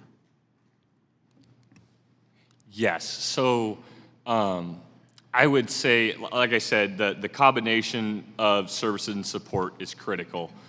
But specifically talking about ABLE, I'm not even sure I could be competitively integrated employed without it, simply because of that $2,000 asset limit that's set out by SSI and SSDI. Because during that 9-month trial work period, between my wages and what I was receiving from SSDI and SSI, it well exceeded that $2,000 asset limit. And without the ABLE account, I wouldn't have been able to put that money anywhere to be competitively integrated employed in the state of Kansas. So I would say it was almost more than critical in me finding competitive integrated employment. Sure. Thank you. Well, yeah, thank you for sharing that. Again, thanks to each of you for being here. And with that, Mr. Chairman, I yield back. Oh, thank you. And now I'd like to call for her turn at questioning for 5 minutes. The representative from Wisconsin, Ms. Moore, who's a member of the Social Security Subcommittee. Thank you so much, Mr. Estes, and I want to thank all of our witnesses for appearing here today. You've had some very, very compelling testimony. I've really learned a lot and appreciated it. Mr. Tyree, I'm going to address some comments to you, and then I'm going to ask other people about your situation as well. I want to start out by talking about how incredibly proud all of us are that you have been able to model the self-reliance and ticket to work model. And I think, unfortunately, you might be sort of unusual with regard to our disability population. I want to ask you just a few questions, if you don't mind answering. You no longer get your dad's Social Security benefit from his record, is that right?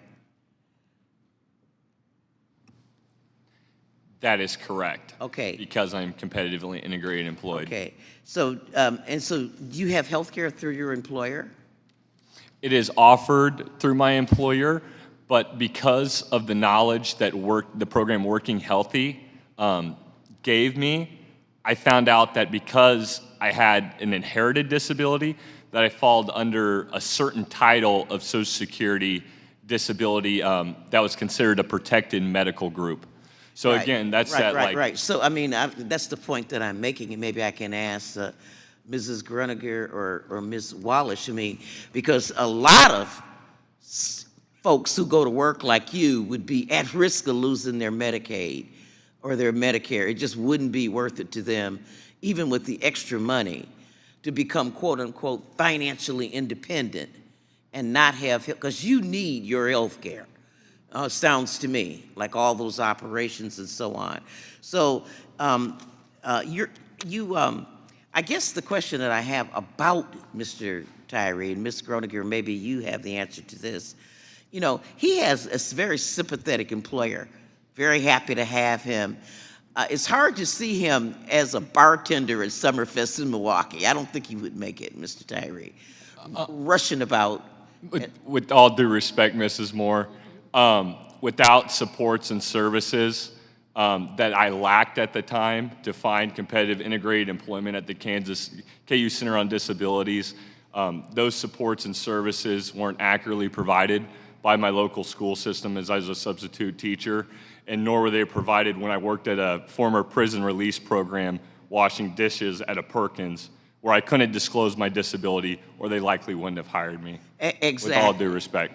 So the question that I have is, if something were to happen to this employer, if the state of Kansas, for example, dropped these positions because of the financial straits that they found themselves in, trying to replace Medicaid services or something, how hard would it be for him to get his Social Security benefit returned?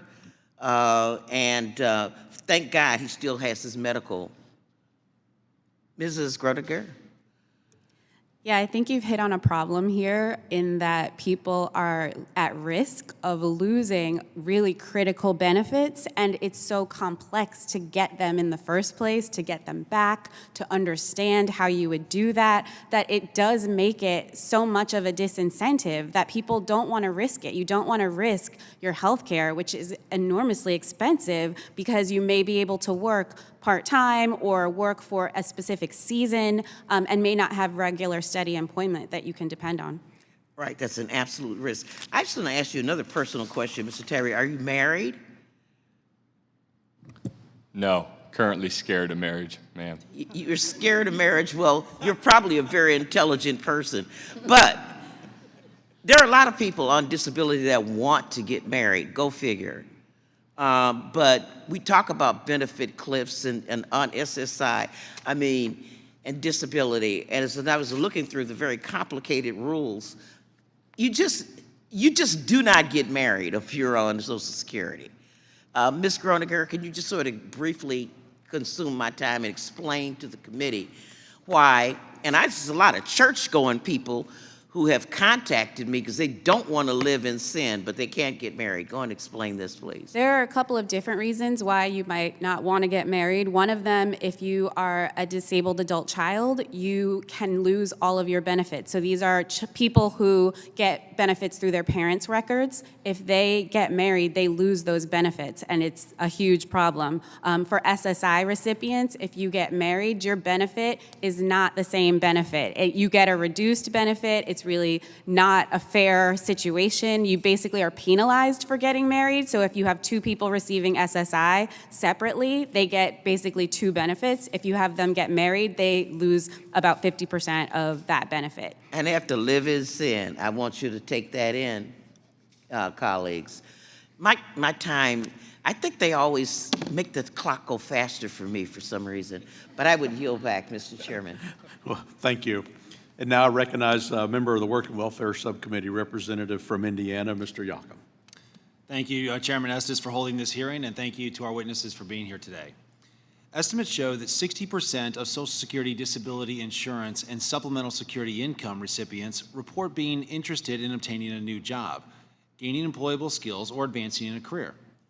However, due to various hurdles ranging from complicated benefit requirements, asset limits, and benefit cliffs, individuals with disabilities are often underemployed or unemployed. I've been a longtime believer that those who want to participate in our workforce should have every opportunity to do so. And we need to limit barriers to workforce participation, especially for disabled individuals. In my district and across the Hoosier State, there are great success stories of organizations helping individuals with disabilities understand their benefits, address hurdles to employment, and successfully join the workforce. I'm excited to quickly highlight two of them. First, Aide is located in Elkhart County, and they run a number of programs for individuals with intellectual and developmental disabilities, including a skills and training center that provides tailored training to each individual's specific needs and abilities, as well as their goals. They also provide job matching and support to community businesses looking to hire ADEC clients. Second, Bosma Enterprises is headquartered in Indianapolis and provides training and employment for blind and visually impaired individuals. They offer a variety of services, including customized logistics and packaging support, IT services, and a wide array of health and safety items. They are proud to hold contracts with the Department of Veterans Affairs and are strong participants of the Ability One program. These two organizations are helping make important progress to address barriers to work for disabled individuals, but there's still much more work to be done. ABLE accounts are an important way individuals with SSI can save and invest money without hitting their asset limits. ABLE accounts are a tax-free savings account that are available to cover qualified expenses while maintaining SSI and Medicaid eligibility. Mr. Tyree, thank you for sharing your story and your pathway to employment. In your written testimony, you stated that being able to open an ABLE account allowed you to save for things like a car to get to and from work and other supporting technology that is not typically covered by Medicaid or Medicare. Can you talk about how the ability to save money in an ABLE account without losing your benefits played a role in your journey to achieving independence and having a job? I will say, based off of just my experience, I'll give you one example. So I drive a vehicle, right, as stated there, and it's just a basic Toyota Corolla, you know, and I commute from work from Topeka to Lawrence, which is roughly a 30-minute drive. So I undergo more regular maintenance, oil changes, you know, things just happen to vehicles, you know, when they're being abused, used for that much mileage. And it seems like every time I go in the shop, that fix is usually north of $1,200, if not over that $2,000 asset limit. So just logistically, just the topic of transportation alone, I would not have been able to get to work in a reliable fashion and trust my vehicle on a daily basis to get to work without that ABLE savings account. So it has been critical in my journey to competitive integrated employment, and I thank you for your question. You bet. You know, additionally, something I hear from Hoosiers is how the complexity of returning to work for SSI beneficiaries can be daunting and confusing, thus inhibiting individuals from participating in the workforce. SSI beneficiaries often get misinformation regarding the return to work process, thus scaring individuals from even attempting to return to work because of the belief that they will lose their benefits and their health care. Mr. Tyree, can you please discuss how misinformation can hamper SSI beneficiaries along their return to work journey? I can, and I don't think I would have the most articulate and academic language to kind of convey this systemic problem. But what I would do is direct you to our website, kucd.ku.edu, and we have a myth-busting sheet amongst our Employment First tab, and we also have facts surrounding competitive integrated employment. And those two flyers have done, I can't say how much good for me, myself at least, in the work I do, kind of discussing what the facts are around competitive integrated employment and what the myths are. I appreciate you sharing your website in your testimony and your answer here today, because the work that you're doing is really, I think, helpful in helping, as you said, demystify what it takes to actually return to work if you're someone who wants to go to work but you're on one of these programs. So I thank you for being here today, and thank you for highlighting the great things that you are doing out there. Mr. Chairman, I yield back. Well, thank you. Now I'd like to recognize the Work and Welfare Subcommittee member, representative from California, Ms. Chu, for 5 minutes for questioning. Thank you, Mr. Chair. I want to set the record straight here. For all my Republican colleagues talk about wanting to support people with disabilities, the actions that they have do the opposite. Our nation's Social Security disability programs are a lifeline for disabled Americans, providing basic income for people with severe and long-lasting medical impairments. The eligibility requirements are strict, and the benefits are extremely modest, just $19,000 a year for those on SSDI and $9,000 a year for adults with disabilities on SSI. But year after year, the Trump administration and Republicans in Congress have tried to slash these modest benefits.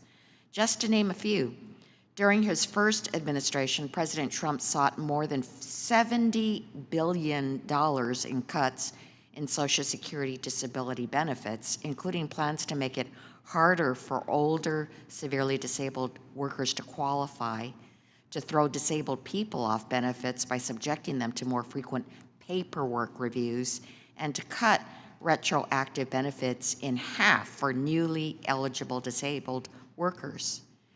And then, over the past 3 fiscal years, the Republican Study Committee, representing more than 80% of House Republicans, has proposed a slew of harmful cuts to Social Security disability, like reducing benefits to the poverty level, time-limiting benefits, making it harder to qualify, and forcing disabled workers to wait 5 years for Medicare eligibility.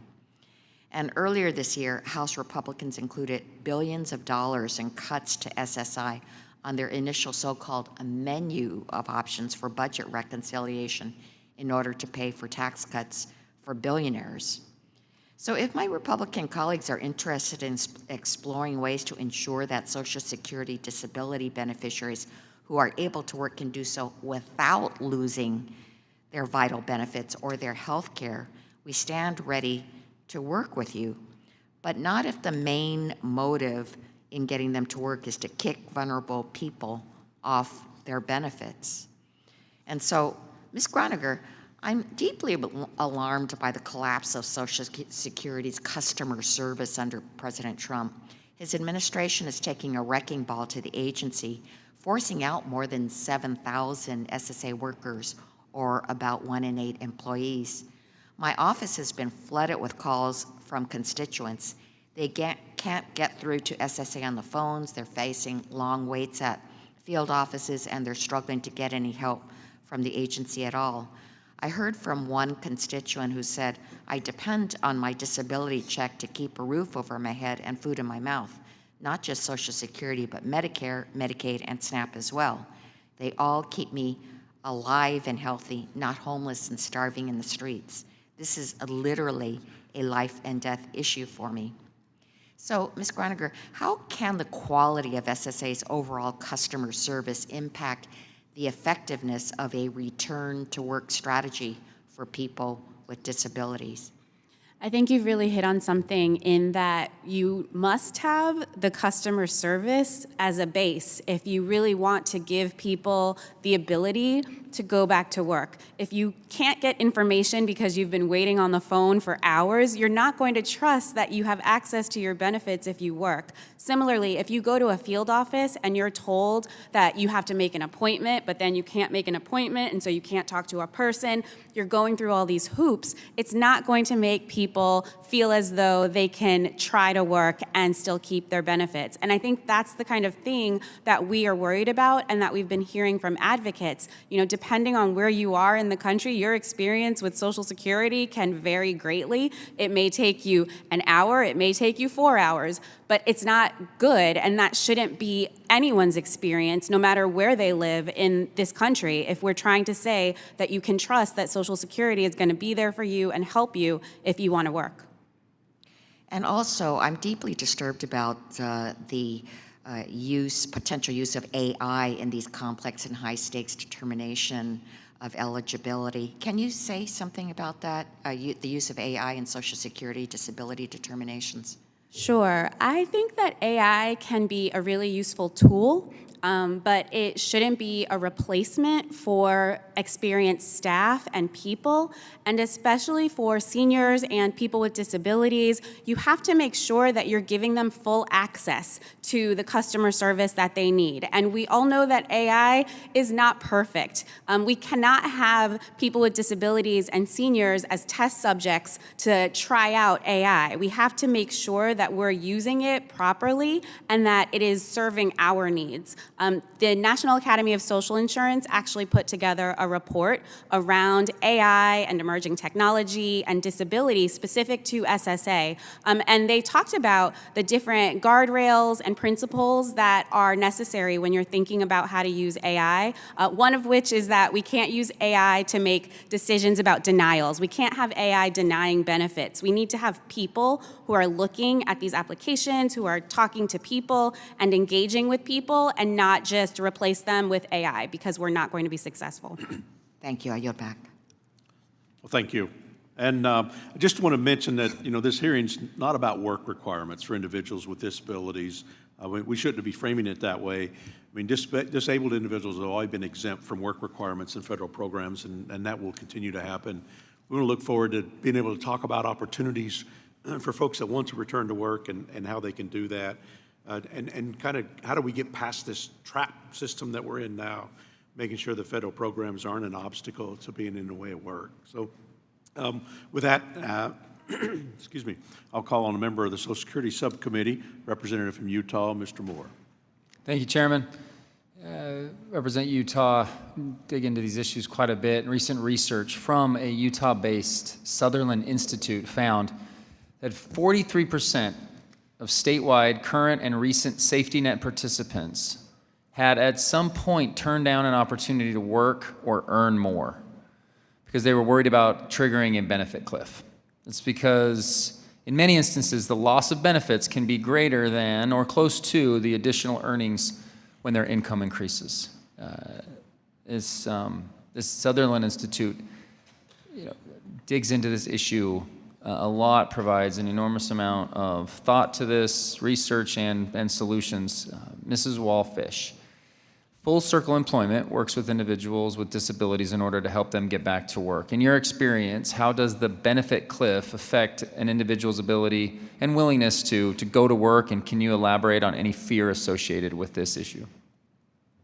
Yes. Fear is definitely part of it. Yeah. There's no doubt about it, right? People want to work, but there is that fear because there's so many misconceptions out there about the benefits to begin with. They hear this, they hear that. Social Security tells them this, someone else tells them that, right? Yeah. So that's part of the issue. There's also just simple, plain math, like you alluded to, right? So if I earn this much, my benefit is this much, this is what it equals. Like, you have to make a decision because of that, right?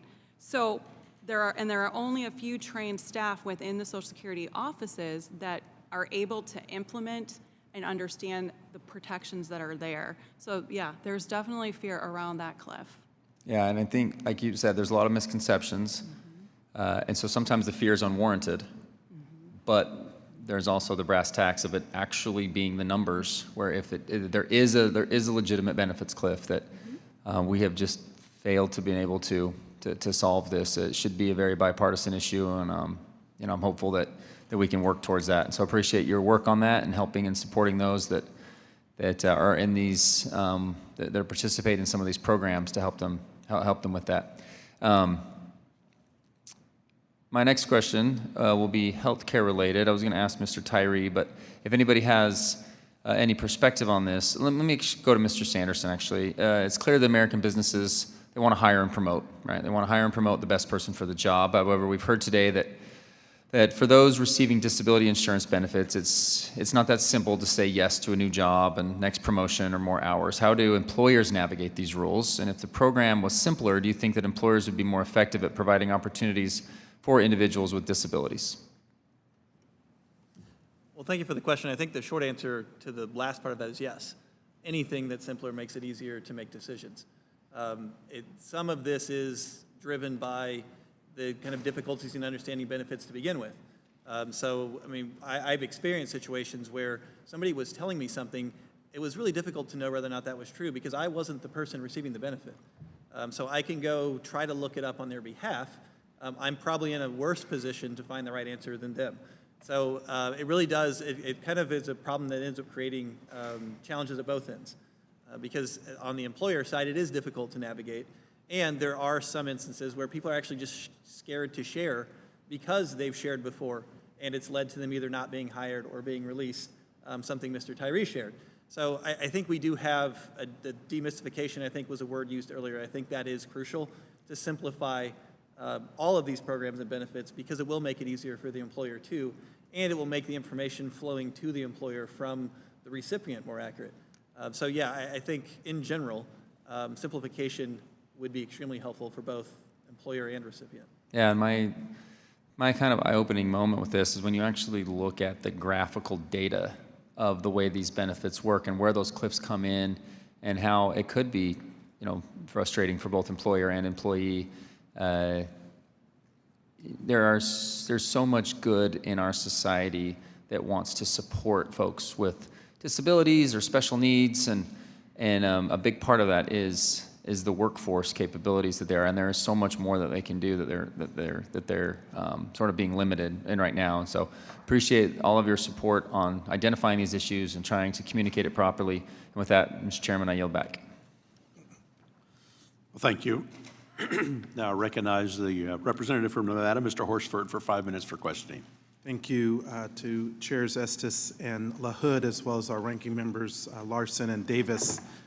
Yesterday, I sat down with representatives from Opportunity Village, a nonprofit that transforms lives for Nevadans with intellectual and developmental disabilities through training, employment, day services, arts, and residential support. I want to tell you a story about Vanessa, who proudly told me about her job at Nellis Air Force Base.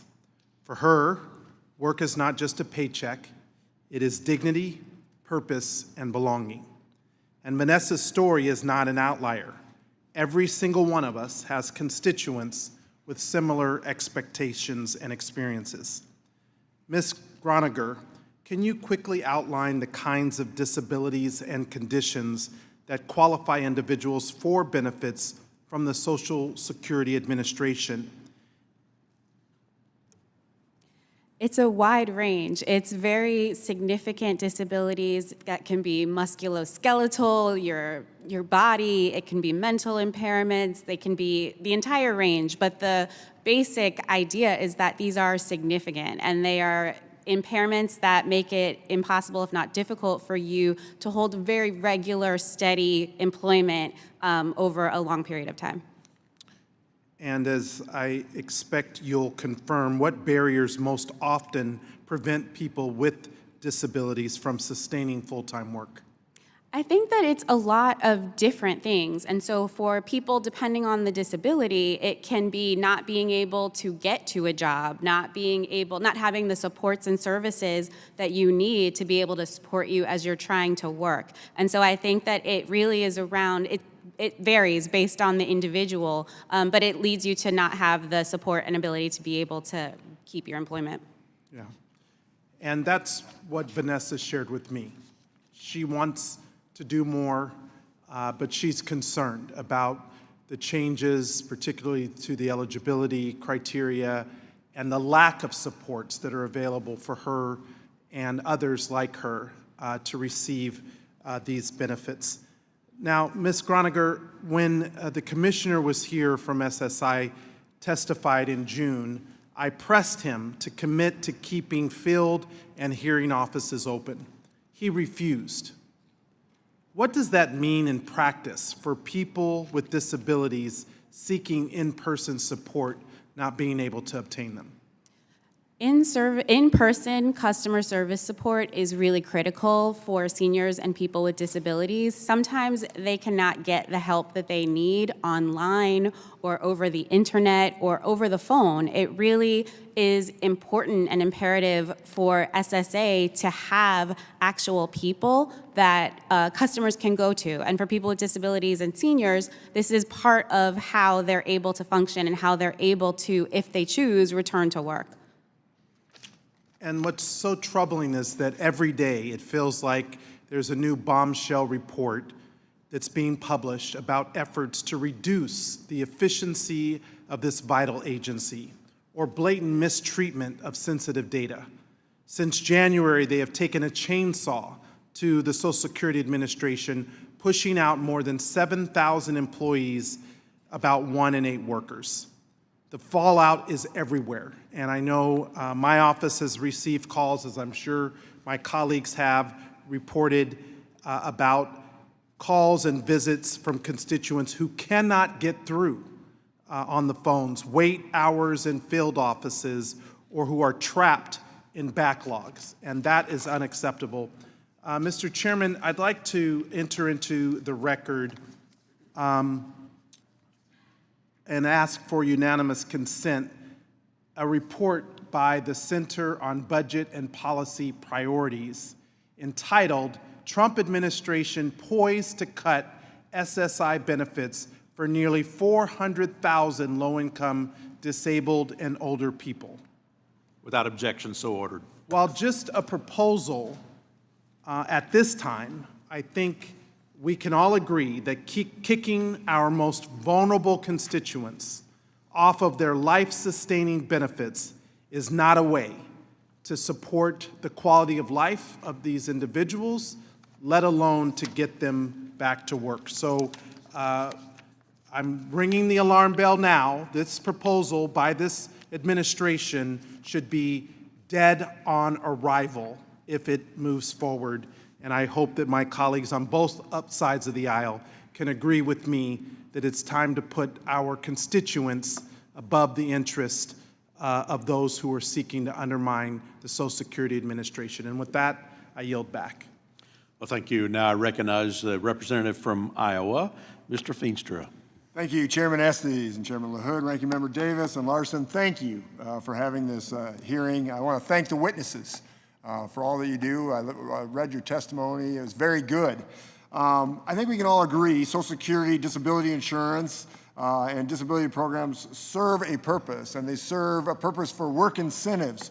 I think we all here want to have the ability to work, and everybody in our society, we want to make sure we help and promote that.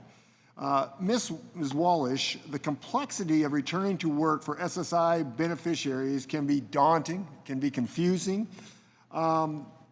Often, SSI beneficiaries rely on false rumors, innuendos regarding return to work processes, and can tend to scare them off. We have a chart, boom, right there. All right, so you look at this chart, all right, it's very complex. It actually scares me. But is there a way, you know, I've taught lean and Kaizen management, you know, to try to find ways to make things more efficient and effective. Is there anything that we can do to make this easier when it comes to return to work, Mrs. Wallish? For SSI? Yeah, yes. SSI, really? I can't read that, no. Yeah. So SSI does have very complex rules, right? There's a complex calculation that's done. In fact, I have an Excel spreadsheet that does the calculation for me, so I don't have to think about it anymore, right? But yes, I think that for people, you know, that calculation is done to determine the reduction of their benefit check. So as wages go up, benefit check goes down, right? It's a 2-for-1, 1-for-2. Is there a way to make that easier? Well, let me ask you this. Let me make it simpler for you. I get that. You know, I mean, I think if you and I work together, we could do, you know, we can figure this out. But that being said, we got bureaucracy. How do we get these people to not be scared of going down the process? Because I think what happens is they start going down the process and they go, I'm out. And that's what we don't want. We want them to work. Yes. So any thoughts on that? Yeah, so with SSI, the nice thing is it's not an all or none. Right. It is a gradual reduction. So as someone goes back to work and becomes more comfortable in their employment and realize the benefits that they're having from work and, oh, I can save, and oh, I can open an Able account, and I can do all these different things, that's going to help them, right? Sure. So, but when it does go to zero, so let's say it goes, okay, there is a wonderful protection called 1619B that helps keep the Medicaid. We already heard health insurance is like the most important thing. Many people don't care about the SSI check because it's so little anyway. It's less than poverty, right? They want the Medicaid. They want the Medicaid. Absolutely. They want the eligibility for the Medicaid. And they don't want to lose that, right? Right. Yes. That's the piece. So the Medicaid buy-in, so 1619B is there up to a threshold. Every state has a different threshold. Yep. Ideally, it'd be really nice if there was a way that it was like one number instead of every state having a different number, but again. Can we do that? I don't think so. I wish. Yeah. But Medicaid buy-in also, so if you get above that threshold, now you're still out of luck, right? You don't get Medicaid. Right. And that is critical. I have so many stories about people where they stop working. Yes, well, you can see it. Also, they don't have insurance and they're done. The individual, Kushal, who I highlighted in my opening remarks, he stopped because of that, but we were able to create an individualized threshold. So there are all these nuances that people don't know about, and that's why getting connected to benefits counselors or the services can help with that. But Thank you. I got one more question. Mr. Tyree, I'll ask you this. Relates to major issues in workforce development groups in my state and across the country, navigating the Rehabilitation Service Administration and the Department of Education. We have, again, burdensome, time-consuming paperwork that needs to be done, and it's preventing help for most people. And I can go into examples. I'm not going to do that. I don't have enough time. But is there things that we can do? Again, I go into this. What can we do to be more efficient and effective? Do you have any ideas here, any thoughts? And you said in regards to vocational rehabilitation? Right. I would say one of the number one things that people are lacking knowledge on is the fact that VR can actually provide tuition assistance, assistive technology, work clothes, as I detailed in my testimony. Yep. And I have talked to many families who are not knowledgeable of this fact. Right. No, and you're right, and that's exactly right. But the key note there is, how do we make it more effective that they can, the paperwork bureaucracy is incredible. And that's what we have to work on. It's burdensome. Anyway, I have to yield back. Thank you. I would say the easiest way that we can improve that is within the local school system and not requiring the person with the disability or their family to invite a VR representative to their 504 IEP meeting, to have them there as a requirement. My time's up. Thank you. Excellent. Thank you. Now I'd like to recognize from the Work and Welfare Subcommittee, representative from Pennsylvania, Mr. Evans, for 5 minutes. Thank you, Chairman and Ranking Members. Congress capped the overpayment withholding rate for people receiving supplemental security income to only 10% of their monthly payment. Unfortunately, President Trump has quickly targeted vulnerable citizens and people with disabilities receiving Social Security payments, which are not capped under this existing law when they are overpaid. Thanks to President Trump, seniors who are already struggling with high costs suddenly miss up to 50% of their monthly payments. The Social Security Administration should be focused on supporting people. This is why I introduced a bill with my fellow Democrats, which would limit repayments to no more than 10% of the monthly benefits. Congress can and should be to protect all Americans from being punished by the Trump policies. Miss, if I get your name correct,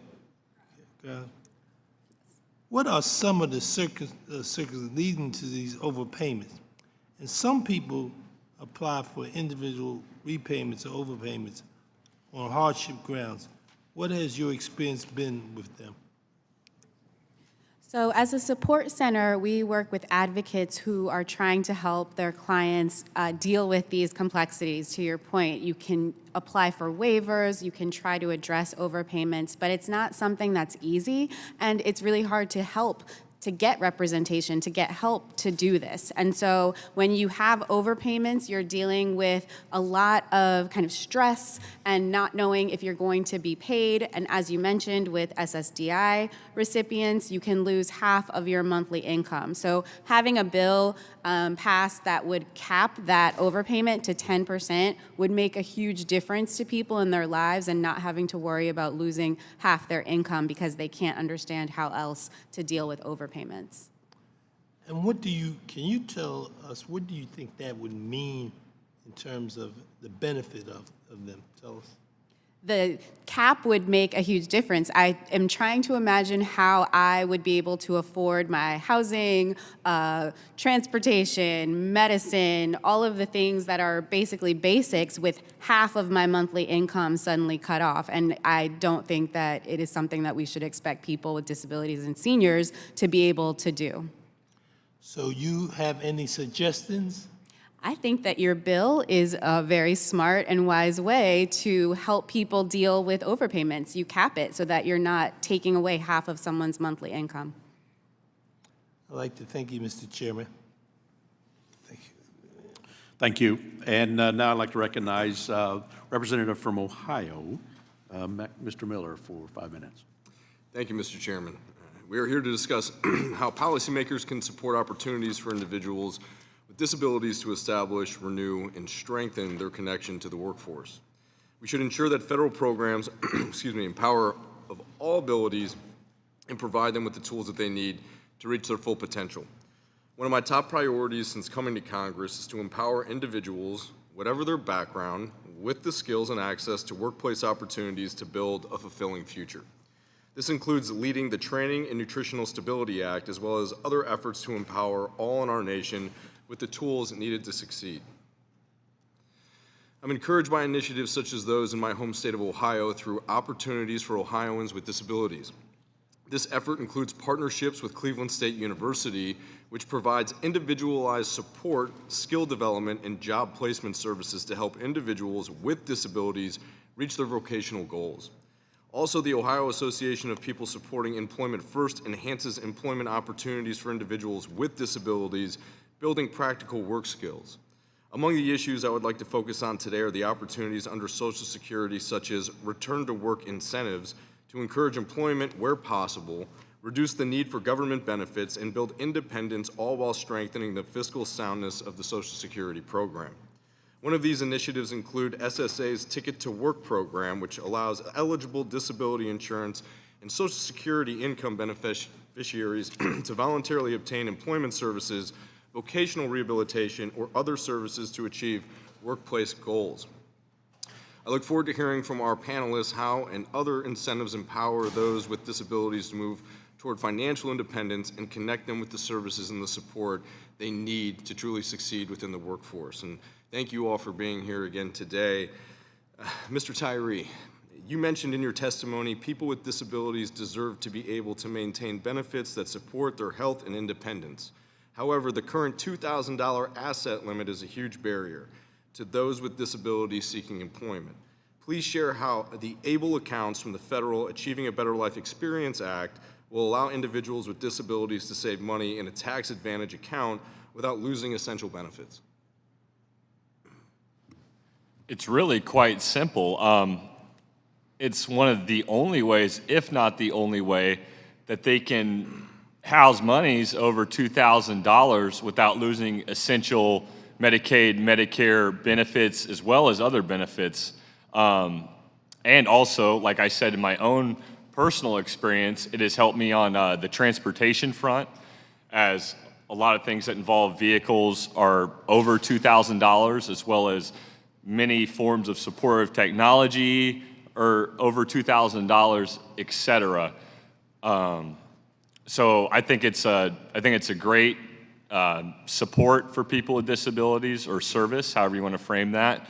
And I don't think there's enough knowledge out there for the common person to know about it. And I just want to say thank you, and thank you for your testimony. I really appreciate when we have people who are on the panel who have lived experiences going through what we're actually working with and trying to achieve at the end of the day, which is a shared goal between our side and the other side, trying to find that middle ground. But just thank you for your very powerful story. And it's stories like that that have such an impact on legislators like me, and probably speaking for everyone on this committee. And so thank you not only for your answer, but thank you for your story in the beginning and your testimony. Those are the stories and the lived experiences that truly move people like me, because you are dealing with it firsthand, and you are the subject matter expert when it comes to this. So I truly appreciate your time here today. Mr. Sanderson, in my congressional district and throughout the country, we hear from a broad cross-section of industries the common challenge of meeting workforce needs to build a strong economy.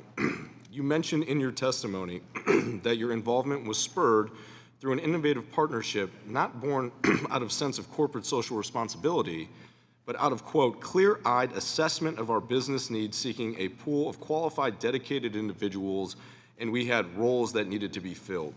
As the title of this hearing is Tapping Untapped Talent in America, how can empowering those with broader spectrum of abilities serve to spur economic capacity and meet workforce challenges?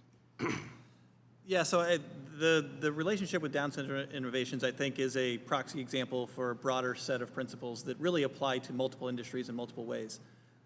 In the light industrial space, pick, pack, fill, kitting, depacking, repacking, we have a lot of seasonal work, a lot of work that is tied to holidays, and because of that, it is difficult to maintain a workforce consistently, so we end up using a lot of temp services. Temp services are quite regularly pulling a pool of people who can't access the employer directly because of their background. So this intersection of social service world and employment, especially at the staffing level side, they collide.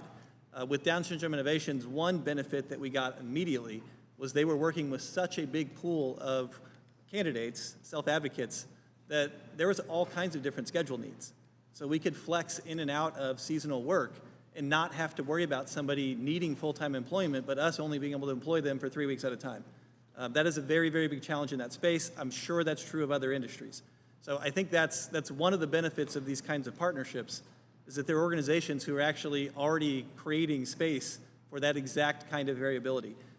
That works phenomenally. Also on very specific things like quality control, there are individuals who, if you tell them find every single dented can, they will not miss one. There are also individuals who will be looking at their phone, who will be distracted.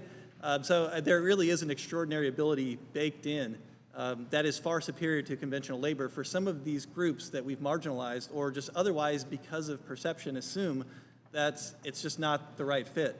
The last thing I'll say there is that our own supervisors on the floor, there was a hesitancy because they were worried about saying the wrong thing and working with Down Syndrome Innovations team.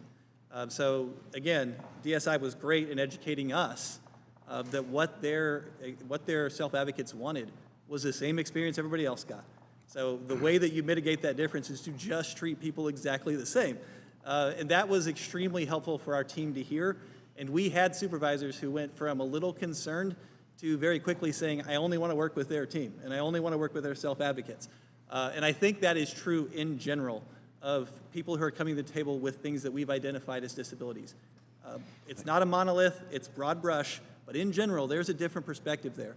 It's a perspective that fits very, very well with somebody who wants to learn, grow, and advance. So I just think that there's just, it truly is untapped, and it doesn't need to be. Thank you, Mr. Sanderson. Out of time. Thank you, Chair. Thank you. Thank you for your questions. And now I'd like to recognize the representative from Alabama, Representative Sewell, for 5 minutes for questioning. Thank you so much. I want to thank all of our witnesses for testifying today.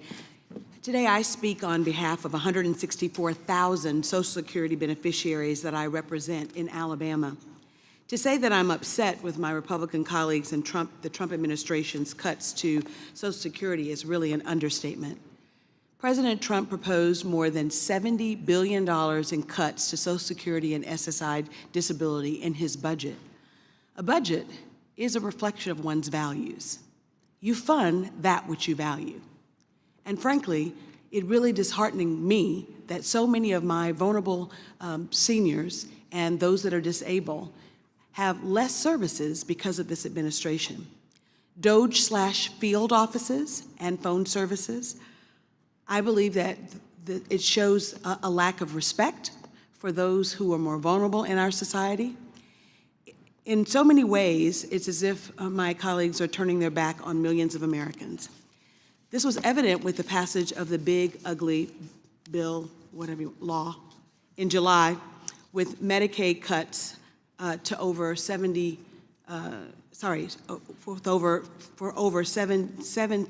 million Americans, many of whom are dependent upon a monthly Social Security check. This administration has shown a blatant disrespect and contempt for both the individuals and families who have rightfully earned these Social Security benefits.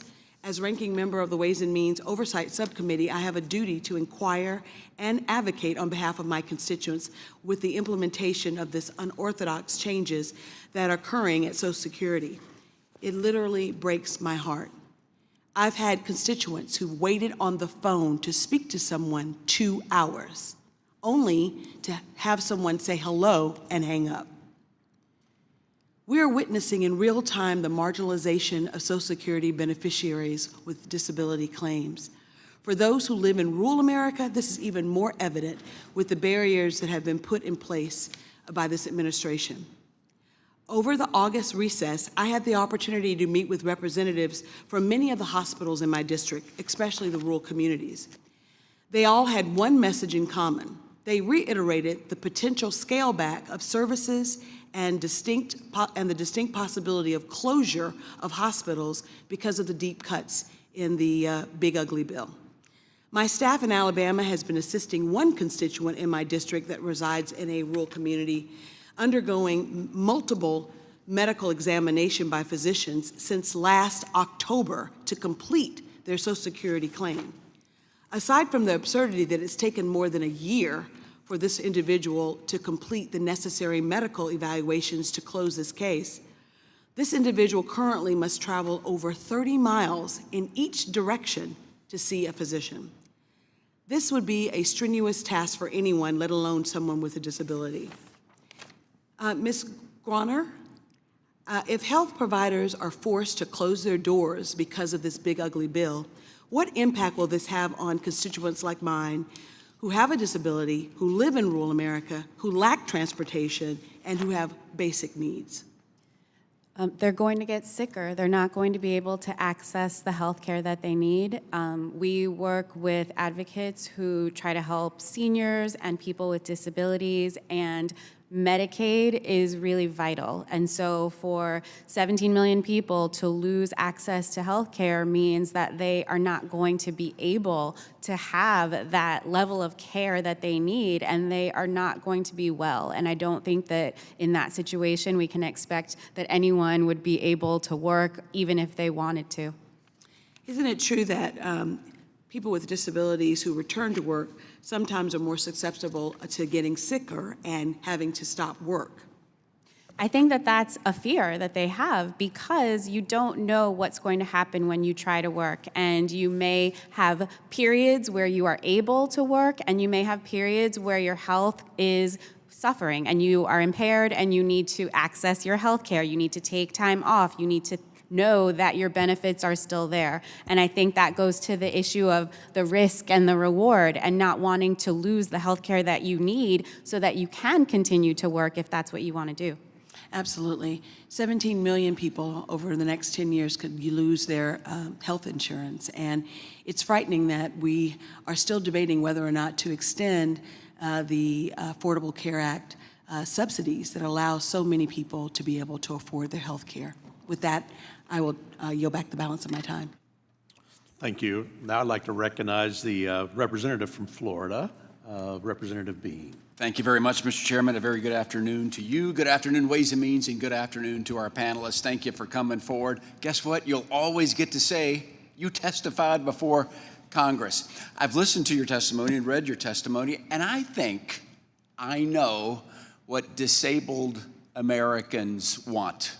It's the same thing everybody wants. They want a chance to have meaningful work. They want a chance to provide for themselves and their families. They don't want to be a burden. They want to be in the ring. And I know our rules sometimes prevent them from going forward. And I understand. You've made it clear of some of the complexities that need to be addressed. But in order to do that, we have to have a very strong, robust Social Security program in order to have the muscle to back everybody up that's paid into it and those that depend on it. And how about this for some facts? This right here, this hearing, we've looked it up, to have a hearing, a joint hearing on removing barriers to work and supporting opportunities for individuals with disabilities. This is the first hearing of this sort in 10 years. That goes to you, Mr. Chairman. That says to you, Mr. Chairman, that you want to work with everybody in making Social Security as strong as it possibly can be. But my friends on the other side of the aisle have already attacked Republicans, and that's why we have to figure out how we're going to strengthen it. Because truth be told, in 9 years, Social Security won't have the money to pay all the promises. And so the article of which some of my colleagues have reported that we want to make cuts to disabilities, which is not true. President Biden, during the previous administration, actually exceeded his authority in greatly expanding eligibility to people that were never getting certain types of disability benefits and Social Security income at the time. So President Trump is looking at going back to a time where Social Security was a little bit stronger. So I want that for the record. But we also have to agree, this panel, we're the ones that are going to solve the problem. And so if we come into the safe harbor, we have to learn that we don't have to attack everybody. We don't have to attack each other with ideas, and perhaps we don't need to attack you guys or you don't need to attack us, but we have to be the leaders, the adults in the room to fix Social Security because Americans are depending on us. People with disabilities are depending on us. Everybody's depending on us. Gentlemen will not yield because I've waited 4 hours for my brief 2 minutes of time. And I'm sorry, I would love to have a discussion. It just doesn't generate that right now. But I do appreciate with the spirit of which you wish to debate, Representative. So here's my question. My question is, we need work. And in my home state of Florida right now, we're challenged to fill all of the work, the jobs that need to be filled. In fact, for every 100 jobs, we only have 88 people to fill them. Mr. Sanderson, you have already come out of the gate. Your organization has found the hidden gem of hiring people that are already receiving SSI and SSDI in order to address the worker participation crisis. Can you explain the benefits, how that worked? Can you do it quickly? Because we're in lightning round. I'm in a hurry. Yeah. What say you, Mr. Sanderson? I'll do this as quick as I can. I think the basic idea of aligning what you need, and then what are we looking for when we're looking for employees? We're looking for people who are engaged, who are consistent, who are reliable, and who build a culture of positivity and growth mindset. Again, It's not charity. I mean, they're getting value. You're getting value. They're getting value. That's the way it should work. And you've discovered the hidden gold mine, right? Is that correct? Yes, I think so. Very good. Ms. Wallish, you have a great pathway and testimony of bringing people. You're the bridge. You're the bridge of getting people to the work land, the land of work. What is your secret to success? I think that one of the most important things is helping people understand and reduce their fear about work and about losing benefits. You've made it clear that we can enter a place where they can work, where we can make some changes, where they can still have the safety knowing that there is a place they can come to. But they have things to offer, and I think we should offer them. So, hey, with 18 seconds, I want to yield to the gentleman, Mr. Neal, if he wishes to respond. Mr. Larson. Yeah, of course it's Mr. Larson. Everybody knows it's Mr.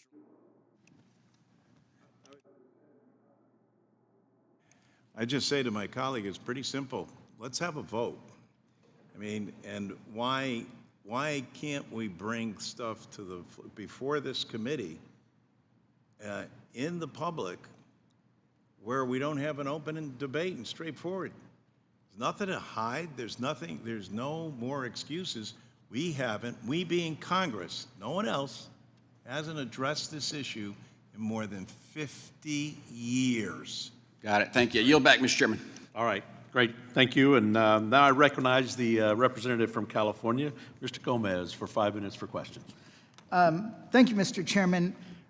Republicans are in CYA mode, cover your mode, because the bill they just passed, the big so-called beautiful bill, is so unpopular that they're trying to rebrand it.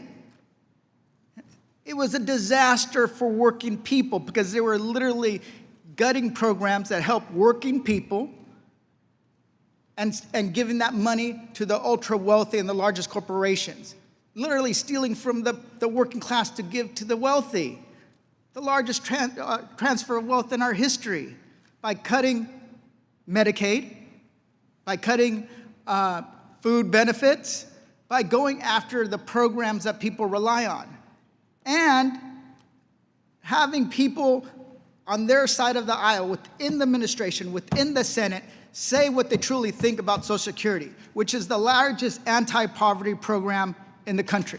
What do they say? Scott Bessent, Secretary of the Treasury, said the one big beautiful bill is a backdoor for privatizing Social Security. I didn't say that. I don't think any of my colleagues on our side of the aisle had ever said that. He's the Secretary of the Treasury. He said it. And you go down the list. Elon Musk, Social Security is the biggest Ponzi scheme of all time. The so-called Social Security Commissioner, Frank Biziano, said he had to Google what the position was about. He had to Google it. You can look it up. He had to Google what the Social Security Commissioner was about. And then Secretary Howard Lunkett, he said, let's say Social Security didn't send out their checks this month. My mother-in-law, who's 94, she wouldn't call and complain. Duh, you're worth $3.4 billion. So that's how they approach this issue. Like, go Mike Lee. I'm here to tell you now one thing that you probably haven't ever heard from a politician. It's my objective to phase out Social Security. Ron Johnson, it's a legal Ponzi scheme. Just go on and on and on. So what they're trying to do is have this hearing to say there's nothing to look at that, folks. There's nothing, we don't believe in that, when every single action they have taken says that they're not for it. Like, they should just be straight. Some of them are for it, but I would say that the main orthodoxy of the Republican Party is to privatize Social Security or get rid of it, plain and simple. Like, that's what they're not saying. That's why we're having this hearing. If they really wanted to negotiate a bill, let's negotiate a bill, because we do have to deal with this problem in the long term.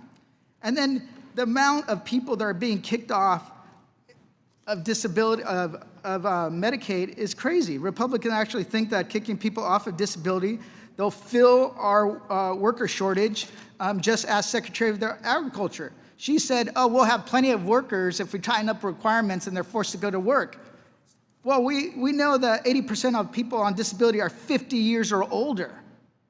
What do they think picking watermelon is like, or picking strawberries, or going into the fields?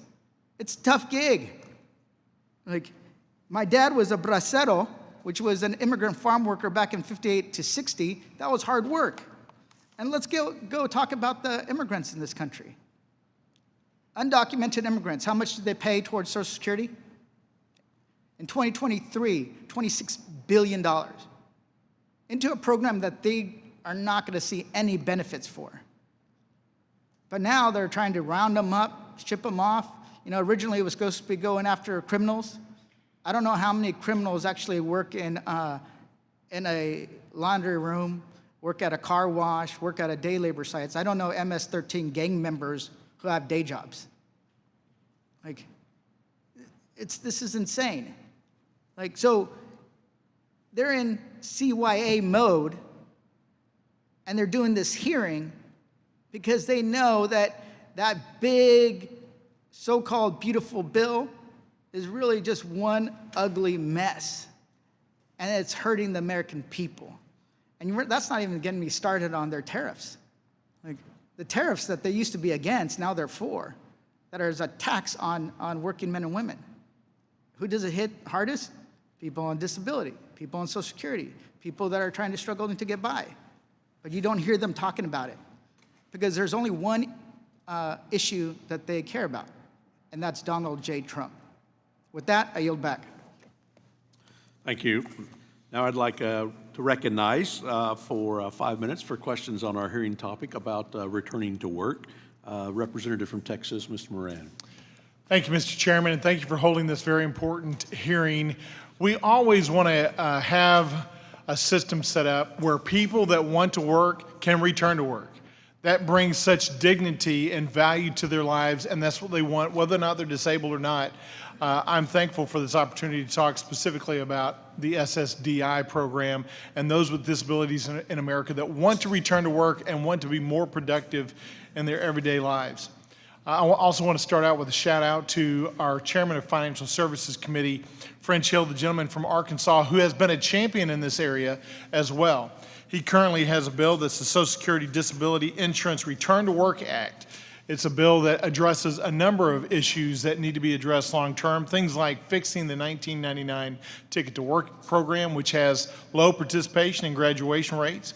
It seeks to fix our trial work period problems, our reducing the fear of disabled individuals when they're looking at returning to work and the loom of the possibility of losing benefits.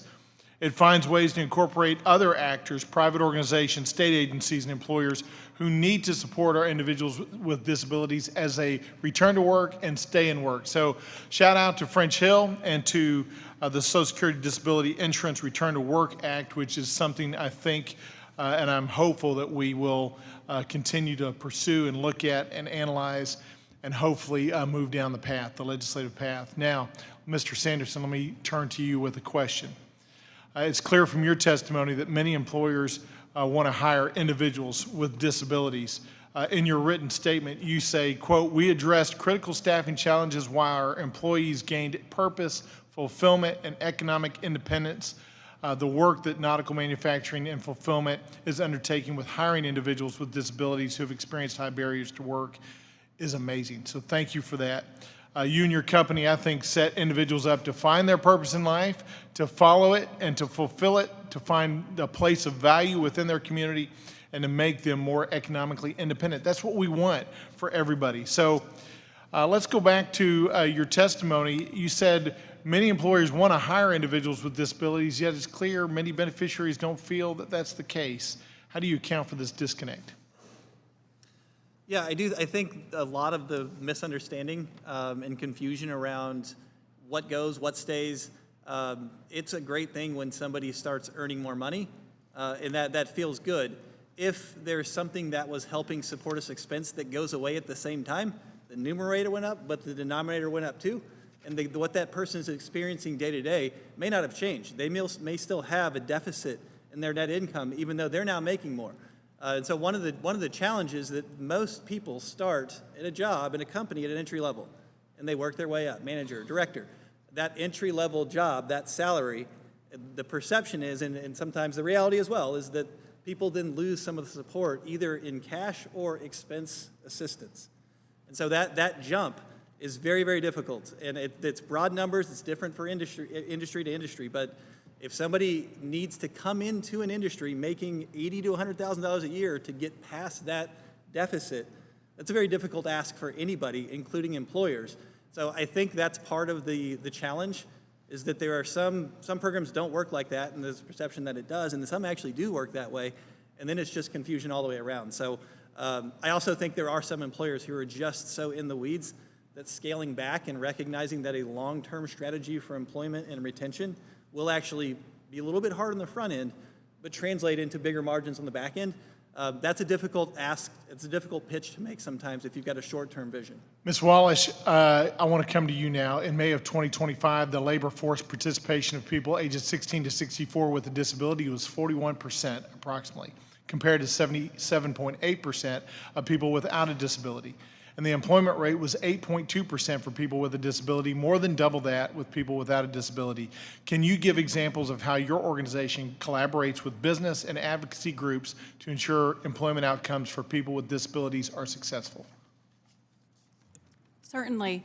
The example that comes to my mind right away is working with businesses and employers who work under the Ability One contracts, Source America. So we work very closely with them and we have a workforce of people who are looking to go to work, and they are looking to fill jobs. And so we have worked with them very closely on trying to streamline processes for funneling folks that we're working with into those jobs on those contract sites. So that's one example. Thank you, Ms. Wallish. Mr. Chairman, before I yield back, I request unanimous consent to insert into the record a statement from Chairman French Hill dated today regarding this topic. Without objection, so ordered. Thank you.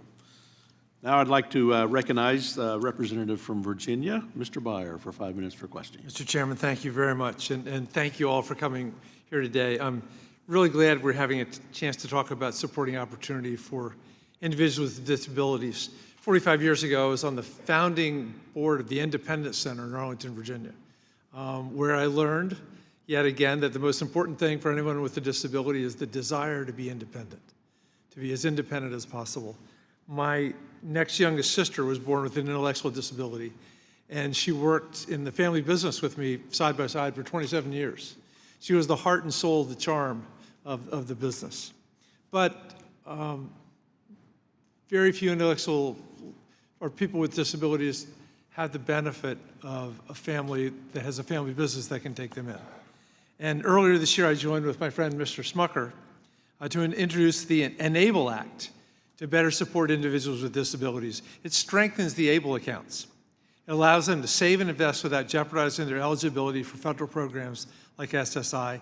It allows higher contribution limits, a saver's credit, and among other provisions to better support so they can live independently. And I hope to work with Chairman Estes and Ranking Member Larson to get this bill actually moving and pass.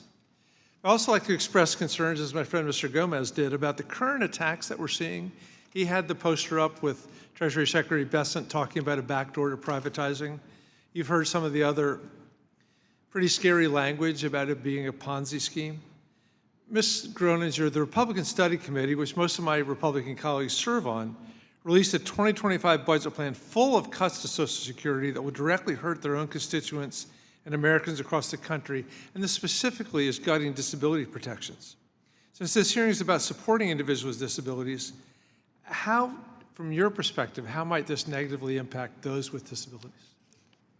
Well, I think that you made a really important point when you talked about the fact that there are a lot of people who don't have the kind of family support that your sister did. There are people who are depending on Congress to help them get the supports that they need, find out how they can work if they so choose, use the resources that they have available. And when that's not happening, you see people who are falling into deeper poverty. For people, for example, who are trying to work and don't have ABLE accounts, the asset limit as it stands is very low. So I think in addition to ABLE accounts, for example, we can do other things such as raising the asset limit so that people don't even have to go through that really it's a difficult process if you don't have people supporting you. There are ways that we can actually provide services to people with disabilities and seniors. There's legislation that we can pass that would actually support people with disabilities and seniors, and I think that that's something that we should be doing.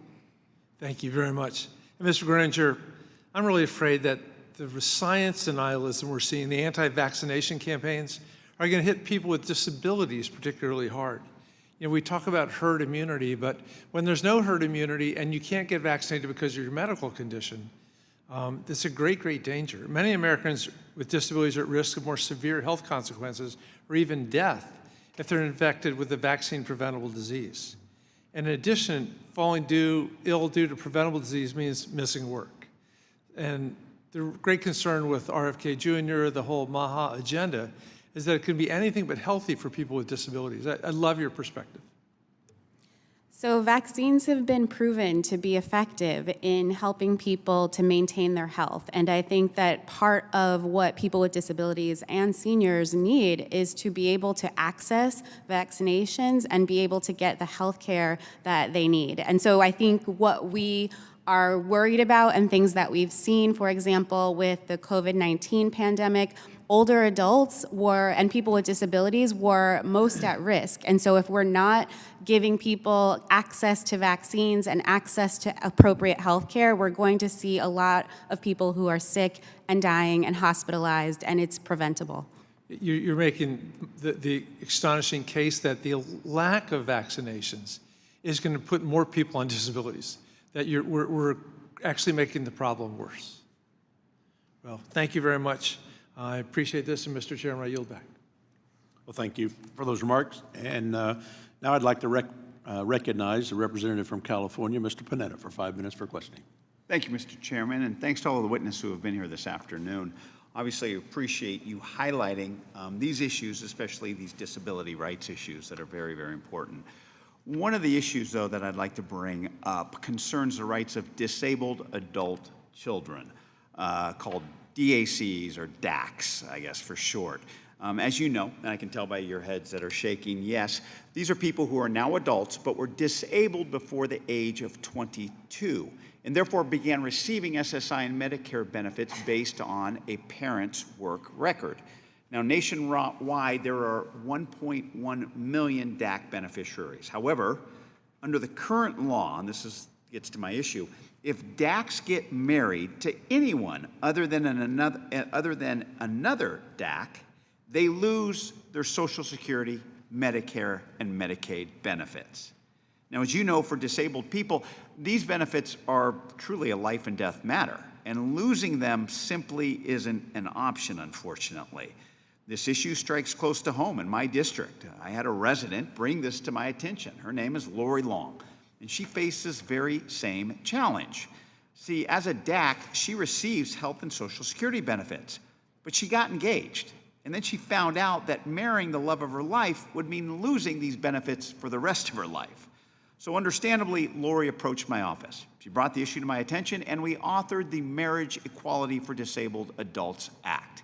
This is a bill that would ensure DAC benefits, that they're not revoked when DACs get married, so that people like Lori never have to choose between their livelihoods and love. So, Mr. Chairman, first I'd like to ask unanimous consent to submit the text of my legislation for the record.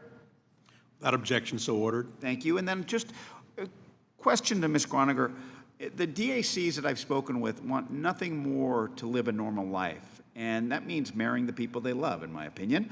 Do you know of any other law for a DAC to be married without losing their benefits? I don't. I think that this bill makes a lot of sense. I think that people should be able to get married if they so choose, and that we shouldn't be disincentivizing it by forcing them to choose between marriage and their benefits. Exactly. Now, my conversations with disabled constituents are pretty much similar to people who are proud to live full lives, especially when they can participate in the workforce and their communities.